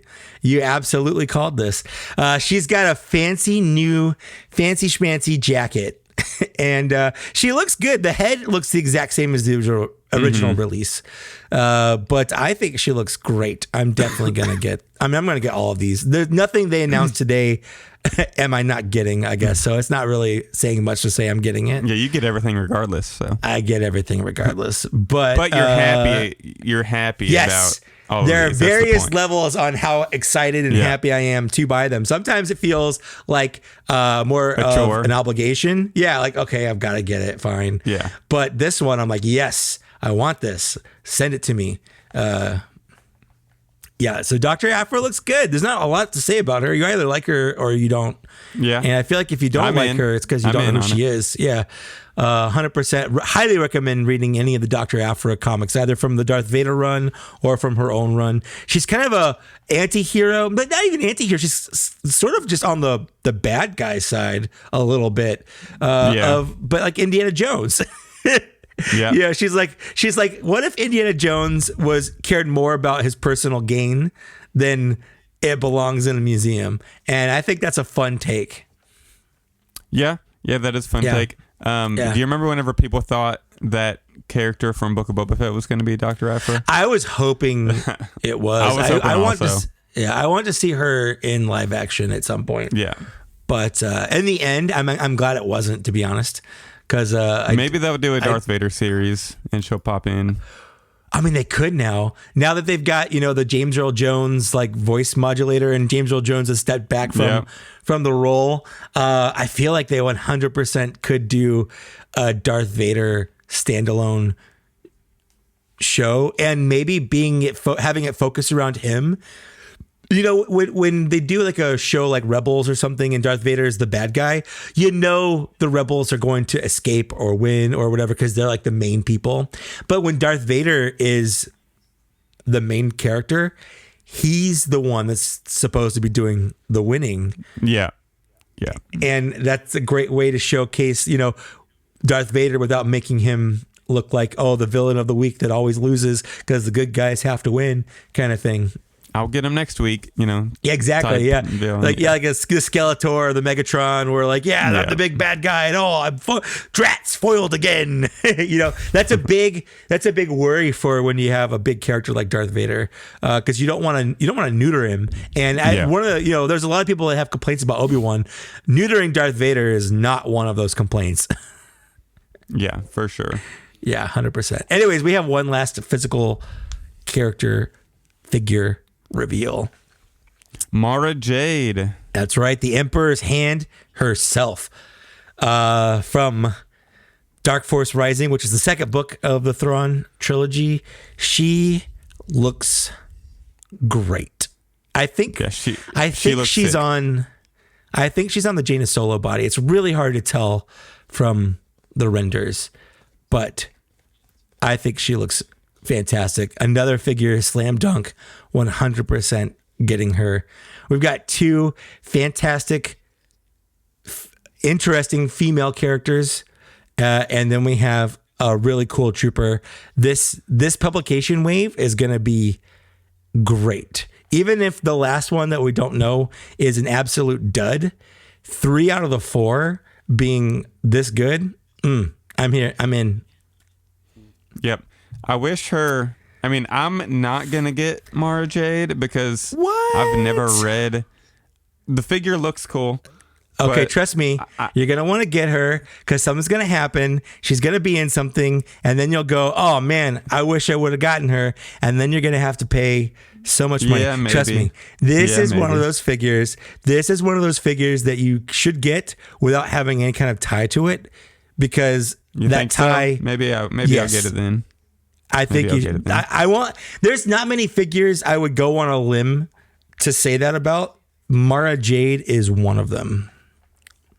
I mean, she does look really cool, and I've never read any of the books, like any of those EU books with Mara Jade and all those other like Skywalker kids and like and Jaina Solo and all of them. Yeah, honestly, but she does look like a very cool figure.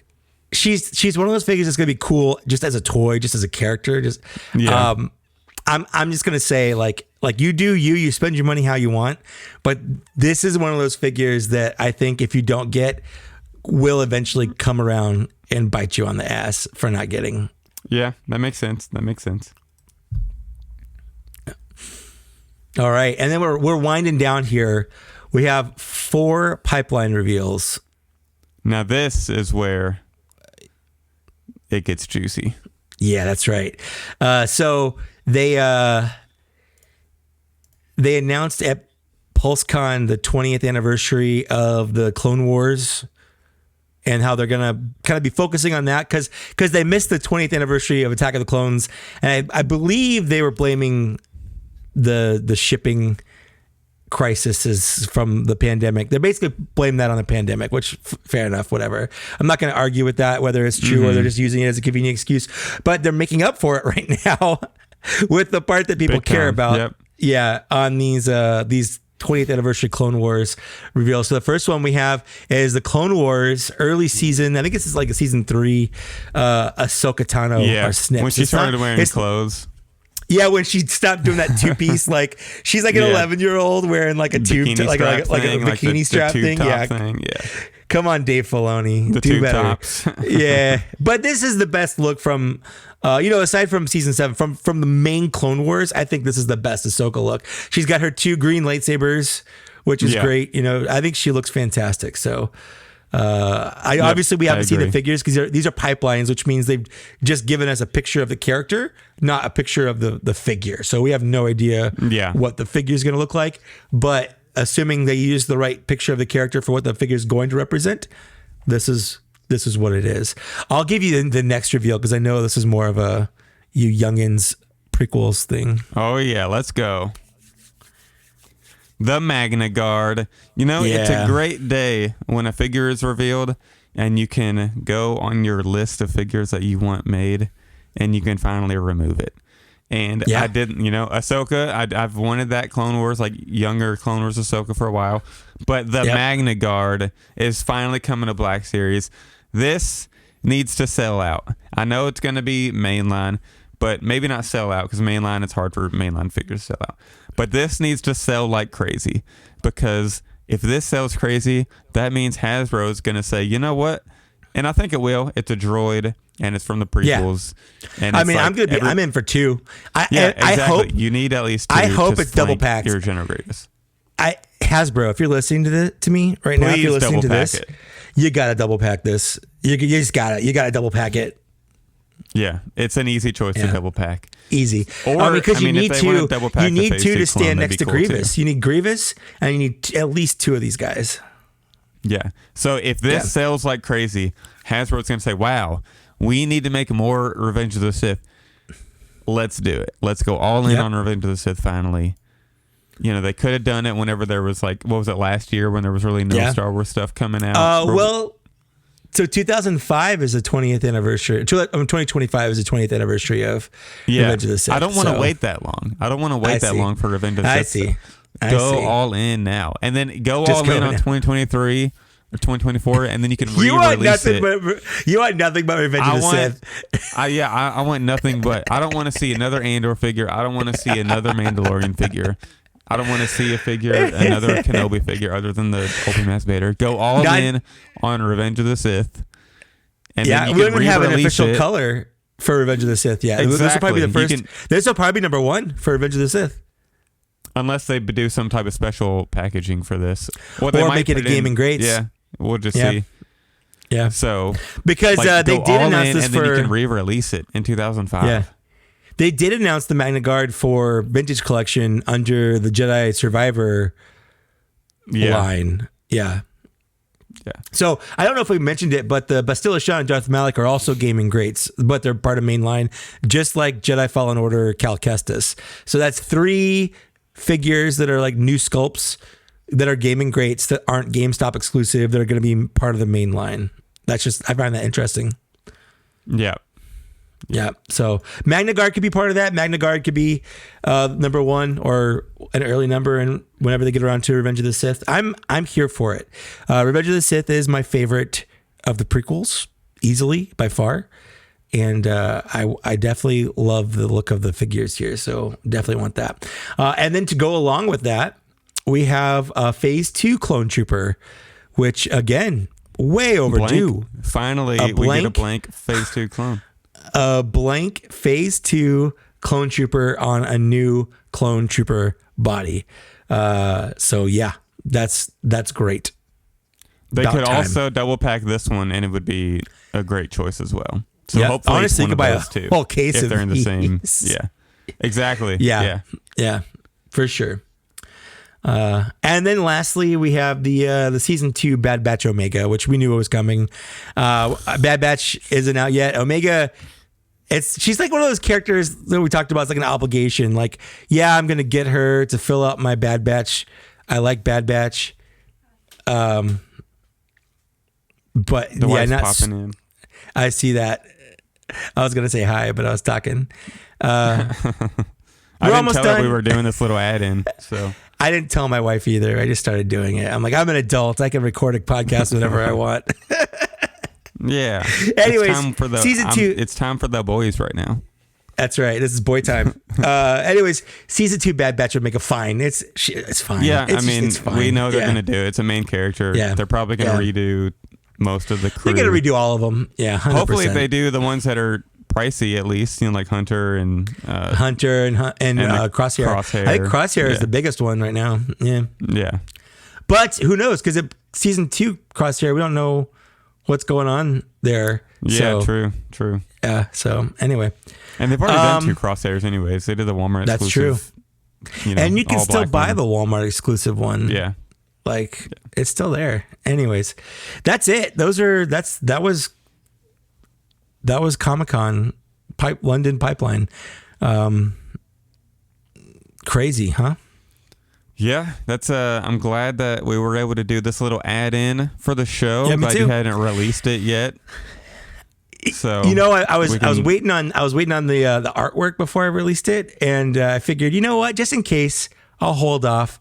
And I'm glad I did, because I didn't want to wait two other weeks to talk about this stuff. To talk about all these, that would have sucked. Yeah. I'm glad we were able to squeeze this in. So now, we're not releasing a podcast episode that's already out of date. Yeah, I'm glad we were able to get your fresh Pazla Vizsla rant in there. Oh man, while it's fresh. It's so fresh. It's so fresh. It. That's right. That's Morton salt. It's kosher salt, fresh, right there. Oh yeah. All right, so now I guess we'll send you back into the current timeline, and we're gonna talk Andor and talk Tales of the Jedi. Yeah, Tales of the Jedi. Do some closing things, and have a good listening to the original recording of the episode. Yep. Have fun. Bye. But so I did want to do a new little segment here, which I didn't. I only prepared you a little bit for it. So we're going to do the Black Series Cantina Hall of Fame. So there's a couple rules, not like super rules, I guess, but so these are going to be figures that will induct into the Black Series Cantina Hall of Fame. It can't be a good figure. It can't be a great figure.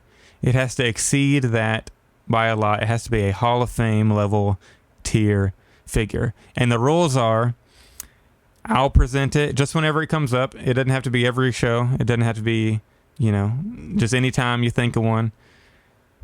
So you present a figure, but we both have to agree that it's a Hall of Fame or it doesn't get in. So I could say figure X, I think this is a Hall of Fame worthy figure. And then you'll say, no, I could see kind of where you're coming from, but you could say it peg-warmed a little bit or something, or it's like double pinned right here, something I didn't really like here. It's great, but it's not quite Hall of Fame, and then it wouldn't get in. So we both have to agree. And then I was thinking even our Patreon members could recommend some on the Patreon page, and then we could discuss those also. So what figure, I texted you earlier, do you have a figure you would want to induct or put up on the table? I do. For the Black Series Cantina Hall of Fame? Yeah. Yep. And then you can make your little pitch, and then we'll see. My case. I'll always make my case. Your case, yeah, your case. Yeah. My very first one is, and it's one of my absolute favorite figures in the line, despite not having an updated face printing. And if they ever do one, I'm 100% buying it. And I'm giving a little pre-pitch for it. It was a figure that when it was sort of announced, or at least on the list, I was against. And when it came out, I officially fell in love with it. And it's exceeded all of my expectations, and it's stayed in my number one spot since like 2017, 2016, whenever it came out. Okay.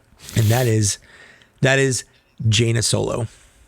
She has a flight suit and a flight helmet that are fully removable.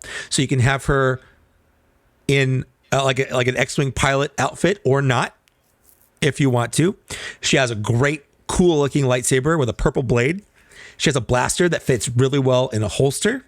And she's got fantastic articulation, especially for her age when she came out, which was before things like butterfly joints and better cut elbows and things like that.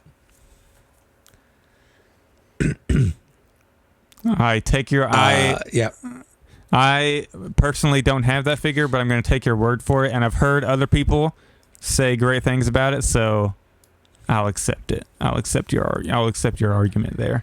So that's the first one. I highly recommend picking her up. Yeah, well, it's so weird about it because I don't really like the expanded universe. Like Jaina Solo, definitely not canon anymore. Really have it, I'd never really liked it, but there's something about when they showed off the figure, I was just like, oh my God, she looks great. She has a really cool kind of smirky face sculpted on there. I just fell in love with her, and they reused her body for Dr. Aphra. So if you have Dr. Aphra, she's basically the same figure, but with a different head, and obviously paint's a little different, and she doesn't have that cool flight suit. So, she's got the X-Wing pilot vibe. She's got the Jedi vibe. Like, I just love her. She's easily one of my favorite Black Series figures of all time. All right, so I had a couple I was thinking of, but this one might be a little controversial just because I think people have kind of softened on the figure over the years, but I guess I'm going to make it sort of a pitch. I'm going to go with the original Boba Fett mold figure. Okay. So here's why. It was released so long ago. We're looking at 10 years now almost. Right? 9 years. It was part of the second wave of figures back in 2013. So we are at 9 years. 2013. It came out 9 years ago. Visually, it's still an amazing looking figure. Articulation isn't great now, but for then, it was fine. It's been re-released 10 or 11 times now. It still sells out. It still sells out. That people complain about it's crazy, but yeah, it but still sells out. Yeah. It still sells. Yeah. If it wasn't popular, they wouldn't make it. So that's why I agree. It still looks amazing. Like the Empire Strikes Back regular Boba Fett, it still looks amazing on the shelf. Like no matter how old it is. I would argue that the Empire Strikes Back look is more iconic than the Return of the Jedi look. I would agree with that because he's more iconic standing next to the, like just standing in the carbonite chamber with the smoke coming right him on that. I don't want to agree with you, but I feel like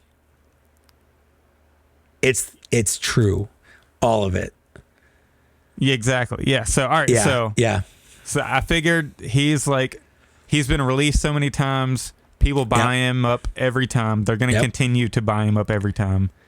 Yep. So even though they should do the new mold or make a new mold of it, I feel like that one over the years, it deserves to be in the Black Series Cantina Hall of Fame of figures.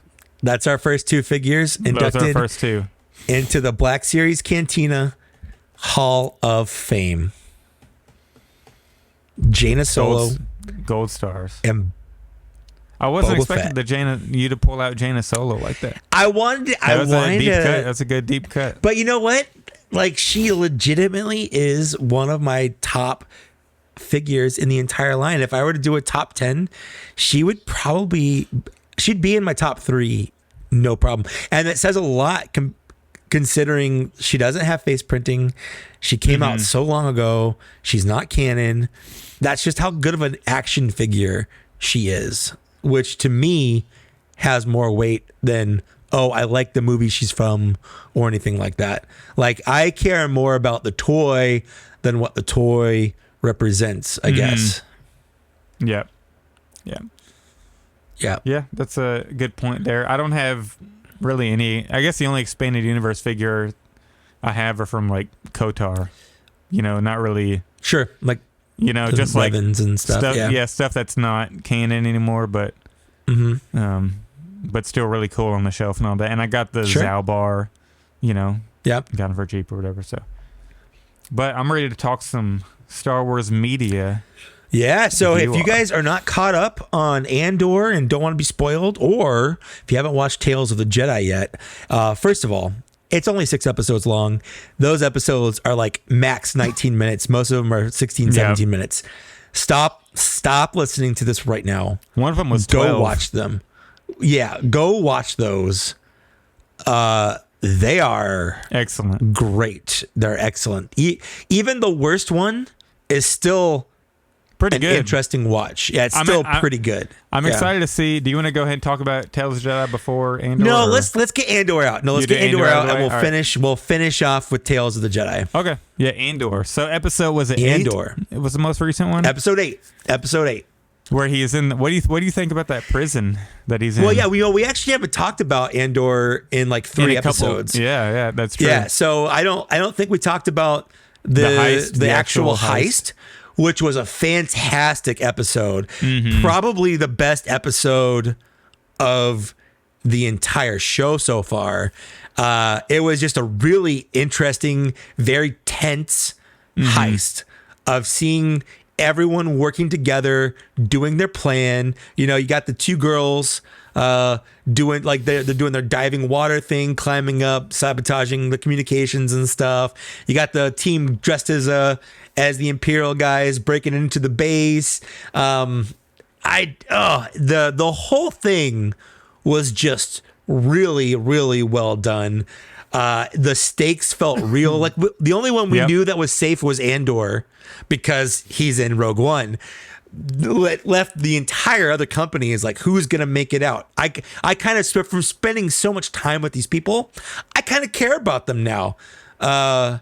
So I was very interested in their fates, and it was really well done.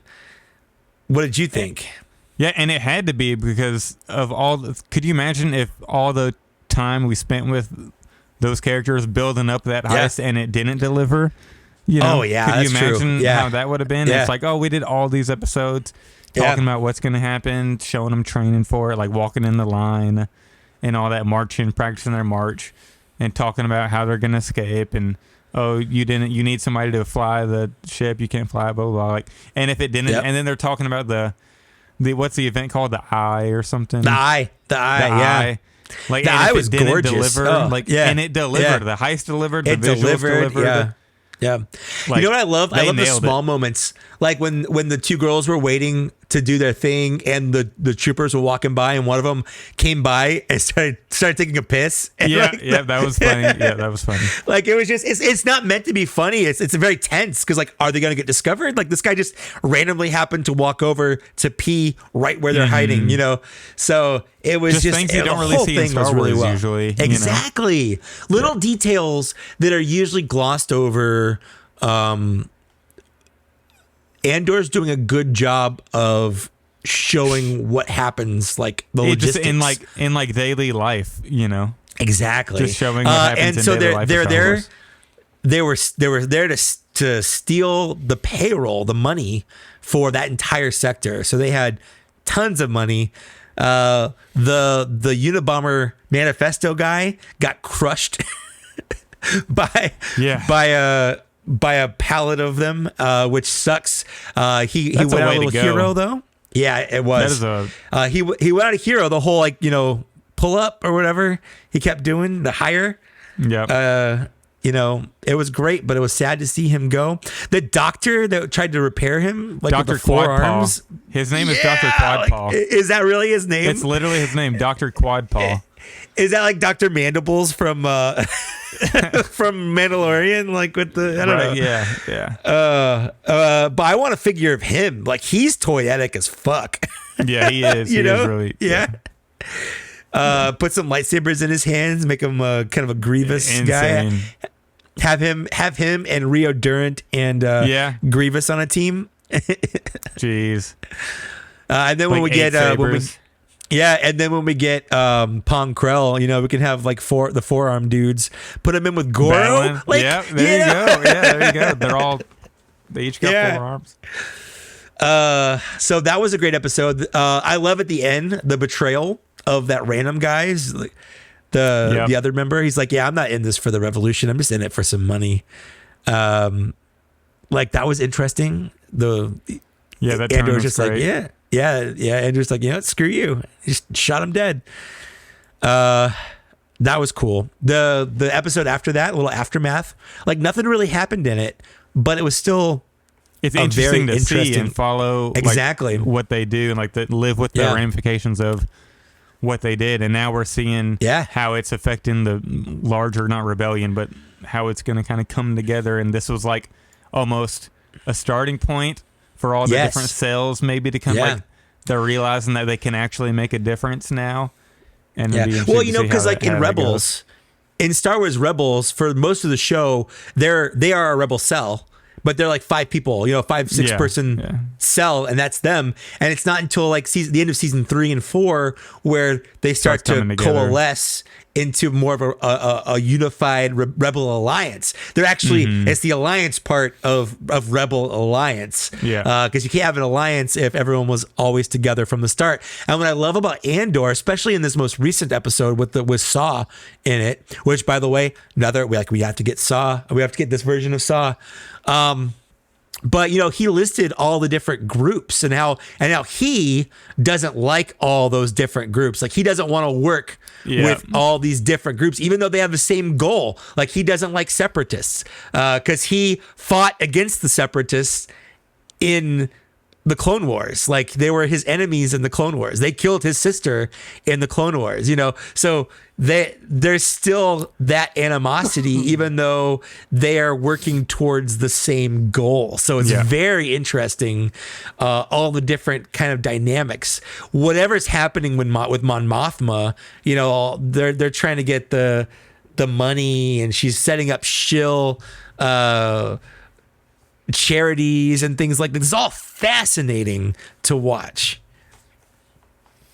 Yeah, I'm like really interested and then really intrigued in following it. Like in all the the Mon Mothma stuff, the political stuff, where she's saying that she's learned from Palpatine to kind of just pretend and then just like live this second life underneath. Like, it's so good. Like, that's the stuff I'm kind of most interested in right now. And I wish we had like anytime they're just talking dialogue where Mon Mothma's like, yes, it's just so good. 20 years ago, when the Phantom Menace came out and they were doing a lot of like the Senate stuff and the votes of no confidence, I hated that stuff. I'm like, oh, like, it's Star Wars. Give me the guns. Give me the lightsabers. Give me that stuff. And somewhere in the last 22 years, 23 years, I've switched around and now I care about the political stuff. And even then, though, like the political stuff in the Phantom Menace and Attack of the Clones, like, we all can agree George Lucas is not the best writer. So while it's interesting, it doesn't compare to what's happening in Andor in terms of how interesting it is. This is like West Wing level of this is like West Wing level of political intrigue and stuff. Where like, wow, I really care about policy. I love that they're purposefully, the goal for Luthen is purposefully to piss off the Empire, to make them mad, to have them come down harder on the people, to create dissident people, to get more people to join their cause. Like, that's his goal, is to make the Empire worse. I think that's interesting. It's a really unique angle. It's an angle that I wouldn't have thought of, if I were writing it. And I think also a thing with the the difference in the politics in this show and in like Phantom Menace and all that. Yeah. In the Phantom Menace, we only have 2.5 hours to go over like all the political stuff, all the Jedi stuff, but in the show you can actually you can just dive deeper into all the political stuff and build it towards something, instead of in a movie you mention one or two things real quick and then you move along, or if you just go too long with it, it just feels like you're wasting time because you have such a limited amount of time, in a fast-paced movie, or a movie that you want to be fast-paced. We still have 4 more episodes, which is this season, which is crazy. So I'm hoping it finishes strong. I think it's been building pretty big here, and we got the big heist. So hopefully it builds towards another big final event. What do you think of that prison that he's in right now? Well, first of all, how Cassian got to prison is one of the most infuriating and realistic things in all of Star Wars. He literally was just in the wrong place at the wrong time. And the shore trooper was just like, I'm going to send you to prison. Like, nothing you can say is going to get out of this. It's up to me. You're going to prison. Yeah. And then he goes to get sentenced, and they're like, this normally would have been a 6-month sentence, but 6 years. And we all know that, this takes place 5 years before Rogue One. So he's not going to be in there for 6 years. So I'm very interested to see what happens. But the prison he gets sent to, what would you do if Snoke was your boss? I know, right? Isn't that crazy? I was not expecting him to show up. No, they kept Andy Serkis's role under wraps. And for the people that, aren't really following or whatever, he's not really Snoke. He's just Andy Serkis playing the role of, I guess, the floor leader. Yeah. What are they building? It looked like some people are saying it looked like parts to TIE fighters. But it's just unconfirmed because it was just mechanical. Yeah, stuff, they're just building. Yeah, it could be like a drivetrain for AT-ATs or. At first I don't know. Looked like at first when I first saw it, I thought it was Death Troopers or Dark Troopers. Moff Dark Gideon, Troopers. But then before they were but then I was like, well, that would have made more sense if they were black. They're not black, and then I was thinking some type of droid, and then I was thinking. Some type of machinery, military equipment, but there's really just nothing to it. It seems. I mean, maybe they'll reveal something, but it just. Yeah, I honestly hope they do. I want to know what they're working towards. It's very fascinating to watch. But the prison itself is fascinating. So none of the guards really have weapons. Because the whole floor is electrified, and the inmates don't wear shoes, and they can just shock all the inmates at once. that's a good deterrent. Isn't that scary? Yeah, for sure. Yeah. Well, yeah. What if you sleptwalk? You know, well, like that one. Yeah, that's what he asked. He's like, I hope you don't sleepwalk, because there's no doors. There's no prison doors for their cells. It's literally like, yeah, if you step outside, you're just gonna get electrocuted. Like that one guy committed suicide because he just was like, screw this. I'm out. It was tough crazy. Way to go. But did you see the Rogue One connection in the show? I did not.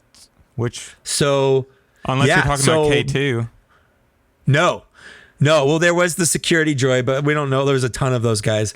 But this is a real glup shitto moment. And if you don't know what that is, you can look it up. But in Rogue One, there is Melshi, Captain Melshi, commander. Was some. He's one of the people on Scarif. He is in Andor's prison with him. It's the same actor playing the same character. Wow. Yeah, I didn't notice that. I will. Let me post it to our. Yeah, I've already got it up. Let me post it to our chat so you can see here. Boom. So there's that, and then copy, and let's paste there it is. here. Yeah. So he's one of the guys working his table. Same guy. Oh wow! They're on the same table. Yeah. Oh, that's neat. Is he the guy that? In Rogue One, is he the one that's like, we're with you too, or something right before they get on? I think so. Yeah. Yep. Yeah. So he's one of the guys from. So we know he gets out. He gets out with Andor somehow. They might have an escape plan. They might escape together. That'd be cool to see. I am kind of like. A lot of times in shows that I watch, I don't like it when characters get like bogged down into something. You know what I mean? Like, trying to think of an example, like oh, this character, like they're blind now, or like specific main characters, like oh, they're blind now, or like now, like we're sending you to prison for a little bit now. Normally, I don't like it. So whenever he was first getting arrested, I was like, please don't send him to prison. I just want to see like how the rest of this, like the heist aftermath is going to go. But I was kind of the prison, like the actual prison, actually, I kind of dug it a little bit. I kind of want to see it's very interesting what's going on in there a little bit. You know? Yeah. And he's been there for a month so far. So the course of that episode, he's there for at least 30, a month. 30 or so shifts. Yeah. Yeah. And I saw someone post online, I forget where, but they're saying right around the time when the Empire is like tripling sentences and all that and just making things a lot worse. You remember, I think it's like one of the first episodes of Rebels, maybe in that first movie, like the very first reveal episode, whenever the guy's like, I'm just trying to sell a couple Yogans here, and they arrest him in the street for selling, like fruit. Yep. They think that's like right around the same time where the Empire is like just coming down on regular. So there's like really cool connections there to look at across the stories. Absolutely. So I love Andor. I love that it's got so many episodes. I love the writing. It is like one of my favorite things Star Wars wise so far. My wife, she likes it, but whenever, she comes home from work on Wednesdays and I'm like, okay, let's watch Andor. And she's like, I guess like she'll watch it. And when it's over, she's glad she saw it, but it doesn't make her excited. But like me, I'm like, oh no, I want to know what happens next. Like I do wish, it's the only thing that I wish Disney would have just put all of out, like binge watch.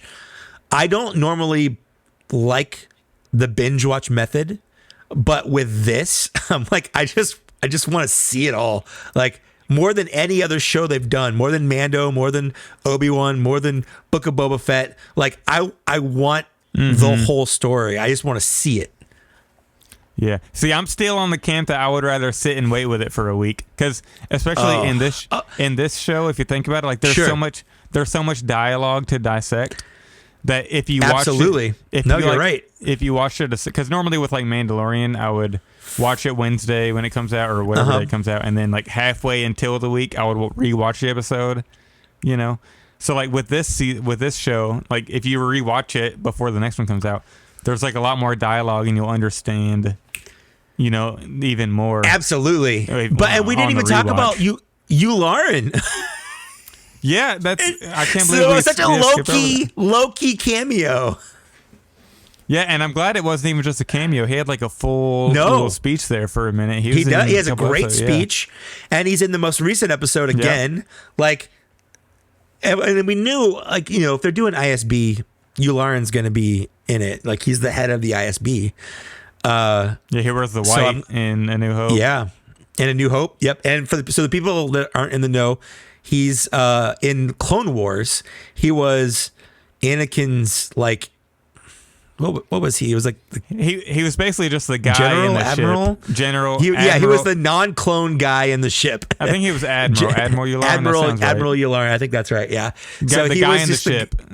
Yeah, he was the guy in the ship that wasn't a clone. That was voiced by Tom Kane, the guy that voiced Yoda.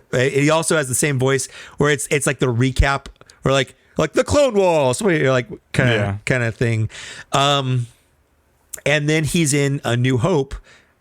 He doesn't have any speaking lines, but he's on the table. So apparently he dies, I guess, on the Death Star is how we know he dies, I suppose. Now that I think about it. But yeah, no, right?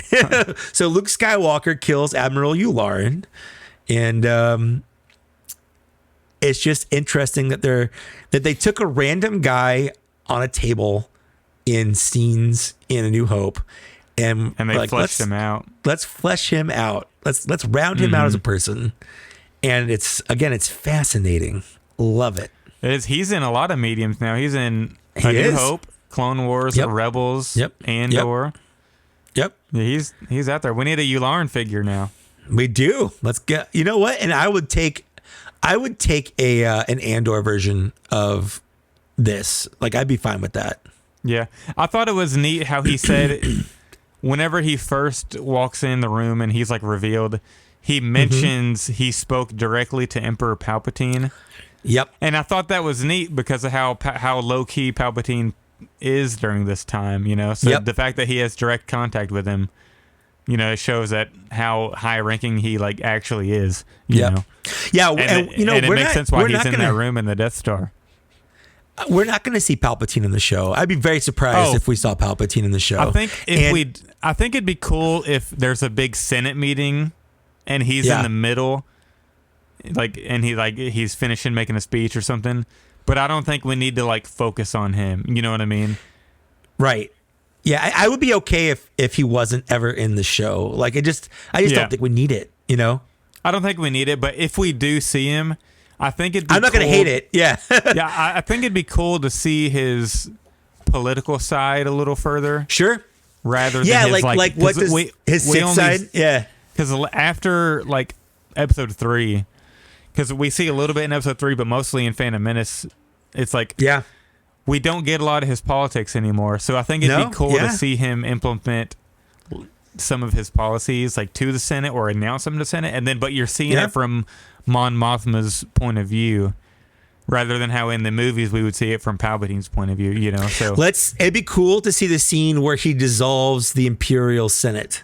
Oh my God, that would be insane. That would be really cool. That would be sick. I'm just like losing my mind now because that's the scene where like the dialogue it comes and goes so fast in A New Hope, but it's like the most important dialogue. It's a huge plot movie. point. Yeah, it's like, oh my God, like the entire galaxy now is ruled by one person and it's a dictatorship. Yes, because if you skip over that part, like that's like some of the most important dialogue in Star Wars, like period. Yes. And it comes and goes. It took 20 Tarkin. years for him to get to the point where he's like, he can do that. Yeah. It's just me now. It's just me. Yeah, absolutely. Whew. That would be insane. I do hope, maybe not in season 1. Definitely not in season 1, but closer towards the end of Andor.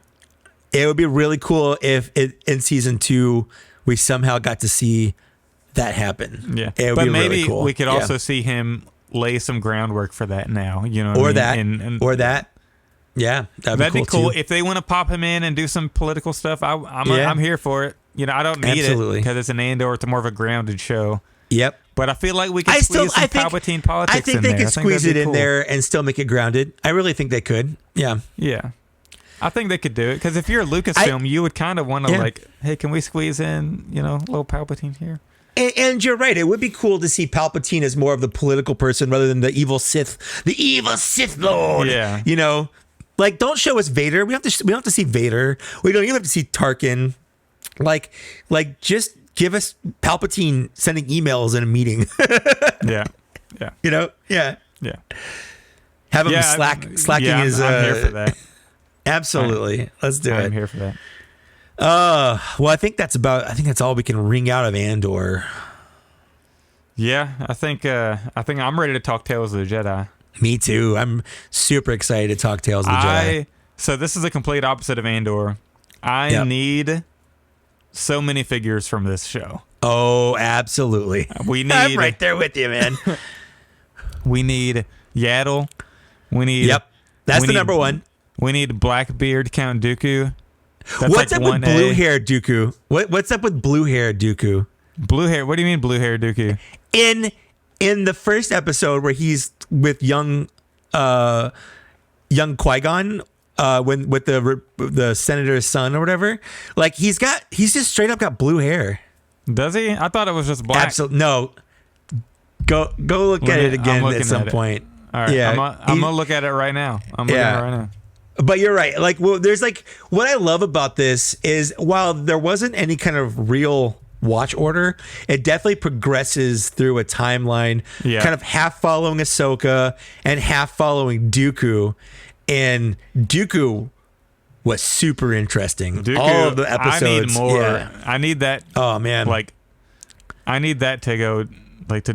I need them to dive further into Dooku there.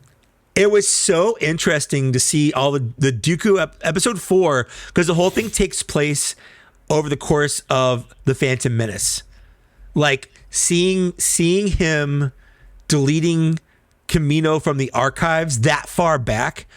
Yep, I know. Seeing him, talking with Qui-Gon, who just came back from Tatooine, who got attacked by Darth Maul, and he's talking with Palpatine. He knows who Darth Maul is. I did not put it together that Dooku was already Palpatine's apprentice at the same time as Darth Maul, way back in the Phantom Menace. That's he was crazy. Next in line, kind of, but not like a true Sith yet, Yeah. Right? He couldn't be a Sith because there's only 2, Well, I think they both were. I just think he was super low key. He was like a secret apprentice. I think he's practicing in the dark side, but maybe not not knighted as a Sith yet. You know what I mean? Yeah, where he's like, okay, Darth Maul's my official apprentice, but you're my real apprentice. Like he's just a pawn. Nobody gives a crap about Darth Maul. You're my real apprentice. That was interesting. I think I'm looking at pictures of it now. Okay. It looks like he has black hair, but most of the shots, the blue lightsaber is giving him a blue glow. Oh, it could be. It was interesting seeing Dooku with a blue lightsaber. Mm-hmm. Yeah, I really loved everything with Count Dooku, all the Kamino stuff where he was delete location. He's wiping Kamino from the archives. Yeah. And I just love anything in the archives, especially I'm so nostalgic for the Jedi archives, the temp and all that. So just from playing the old Battlefront game, and I grew up with Revenge of the Sith. So and then finally seeing Dooku go into the archives, and because in the Attack Clones they mention it would have to be somebody who had access to it. Yep. So to finally see all this come to fruition, all these years later, is just and he used Sifo Dyas's code to do it, so to make it look like it was all Sifo Dyas. Yeah. Yeah, this was pure Star Wars, and I absolutely love it. Oh yeah. And Yaddle, who I knew she was got an explanation die. for why Yaddle just disappeared, and holy shit, between episode 1 and 2. Yeah, did they go through with fucking Execute in Yaddle. Oh, Whenever Count Dooku raised the blade, I was like, they're not going to do this on Disney Plus. They'd never do this. And then, like, bam. Yep. I was like, holy shit, they just cut Yaddle in half. Yeah. On Disney Plus. This is crazy. Well, they crushed her with a door. Yeah, they crushed her with a door. Damn. Yeah. It was really cool seeing Sidious kind of covering his face when she came back from being crushed. She like lifted it up.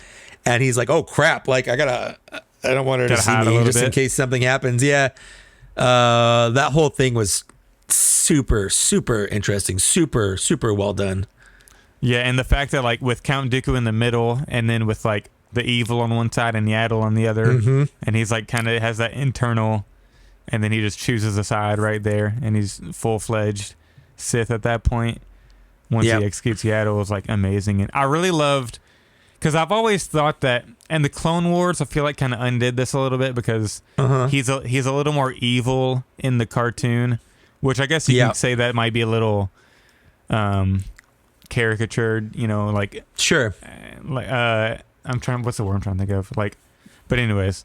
He's like a stereotypical caricature. Over-exaggerated. Over-exaggerated type word. Yeah, he's sort of like the mustache twirling villain where he's like, I'll tie them to the railroad tracks this time. Yeah, exactly. Yeah. So, but in Attack of the Clones, when he says like, because he's telling Obi-Wan the truth about the whole thing he told Obi-Wan was 100% the truth. Yeah, and he says he genuinely misses Qui-Gon and he wishes Qui-Gon were here.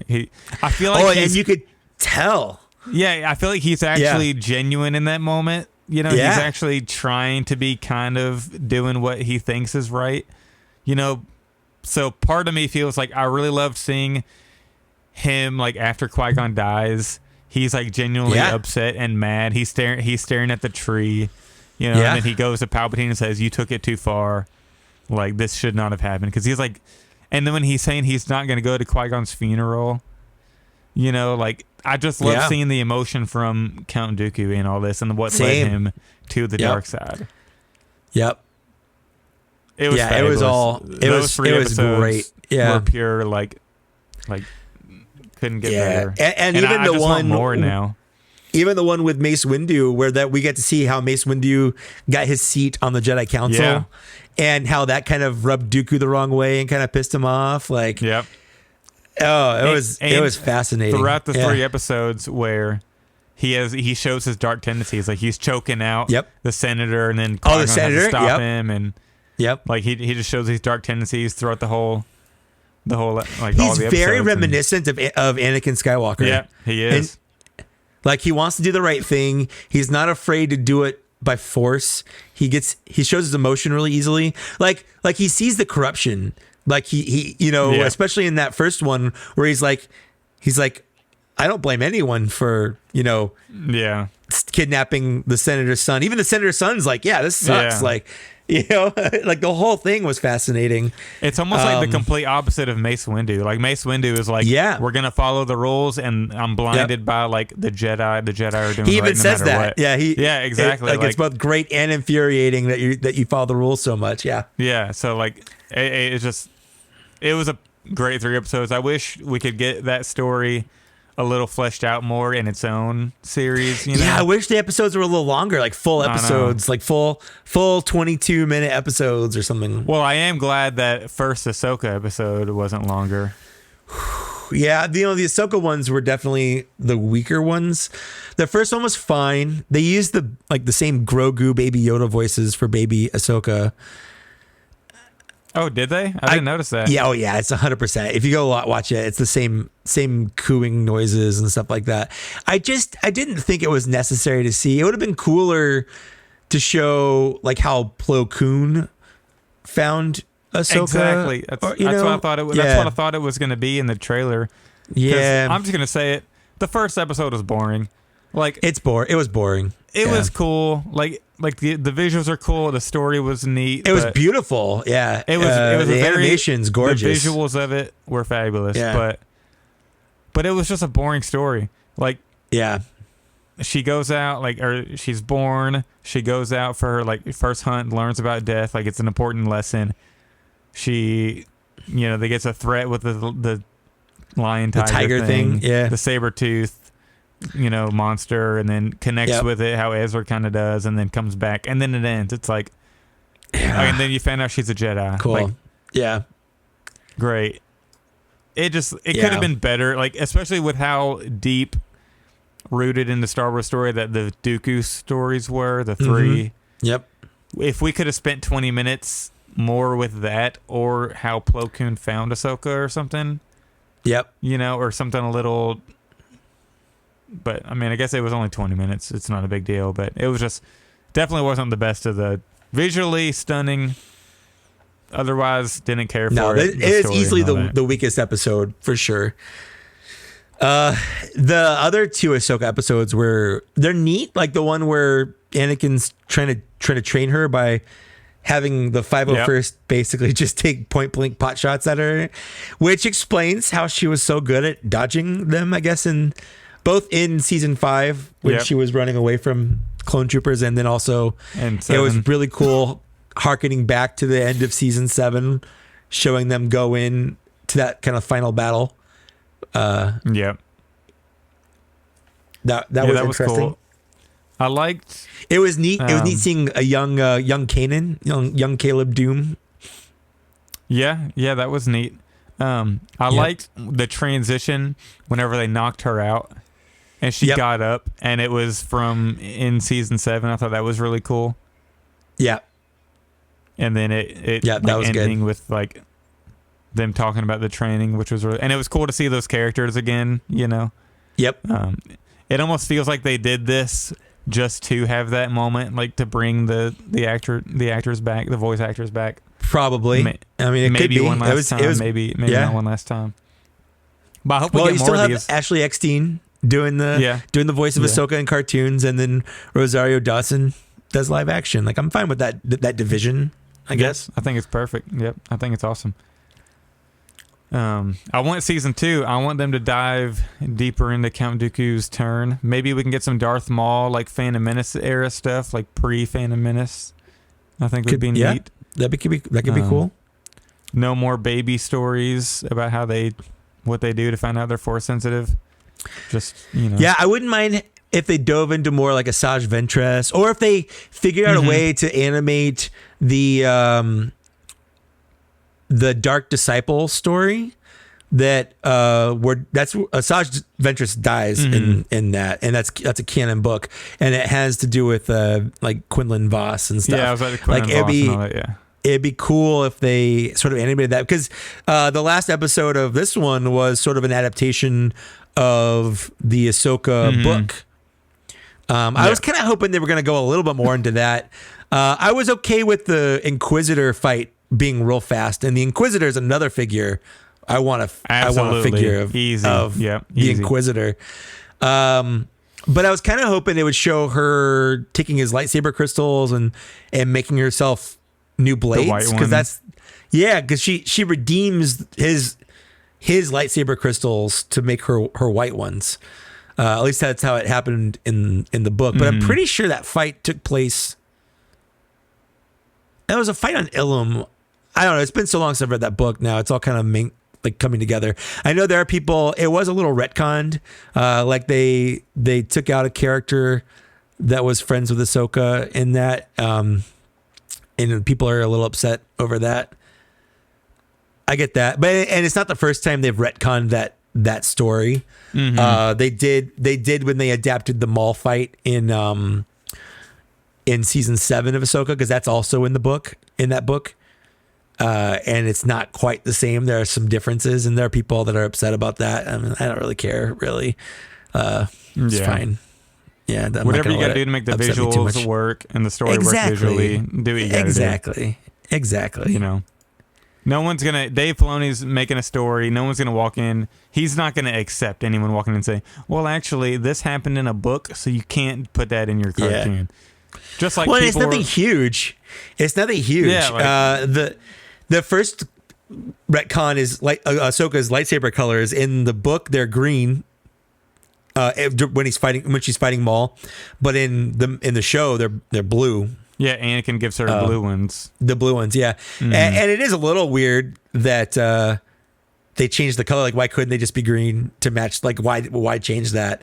But also, who cares? Mm-hmm. So it's, really not a big deal. I could see both sides, honestly. Yeah. Yeah. But Tales of the Jedi was really good. I definitely want season 2. Maybe we can go deeper into like some Kit Fisto or Plo Koon stories and stuff like that. Yeah, I'd love to see what's happening to these characters.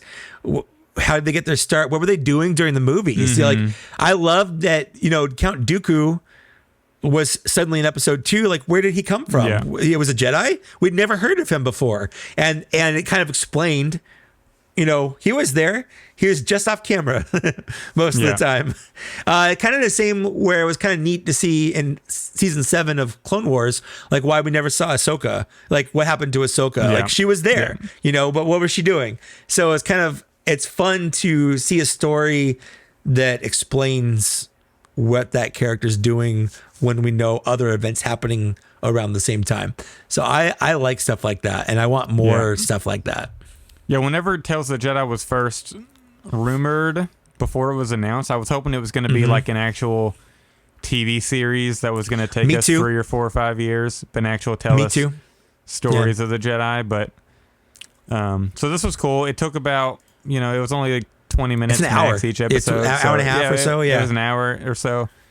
I enjoyed it. I'm definitely down for season 2. It's kind of like Visions, where they just drop it all at once. What do you think about that? Why would you have preferred them to do it one episode a week? Like, if it were a consistent story, yes. Yeah. The way they did it, I like, and they're only 20 minutes. I like dropping these all at once. But if they're going to do a consistent story where there's a thread throughout it, kind of how I would rather have it weekly or like 2 episodes a week or something like that.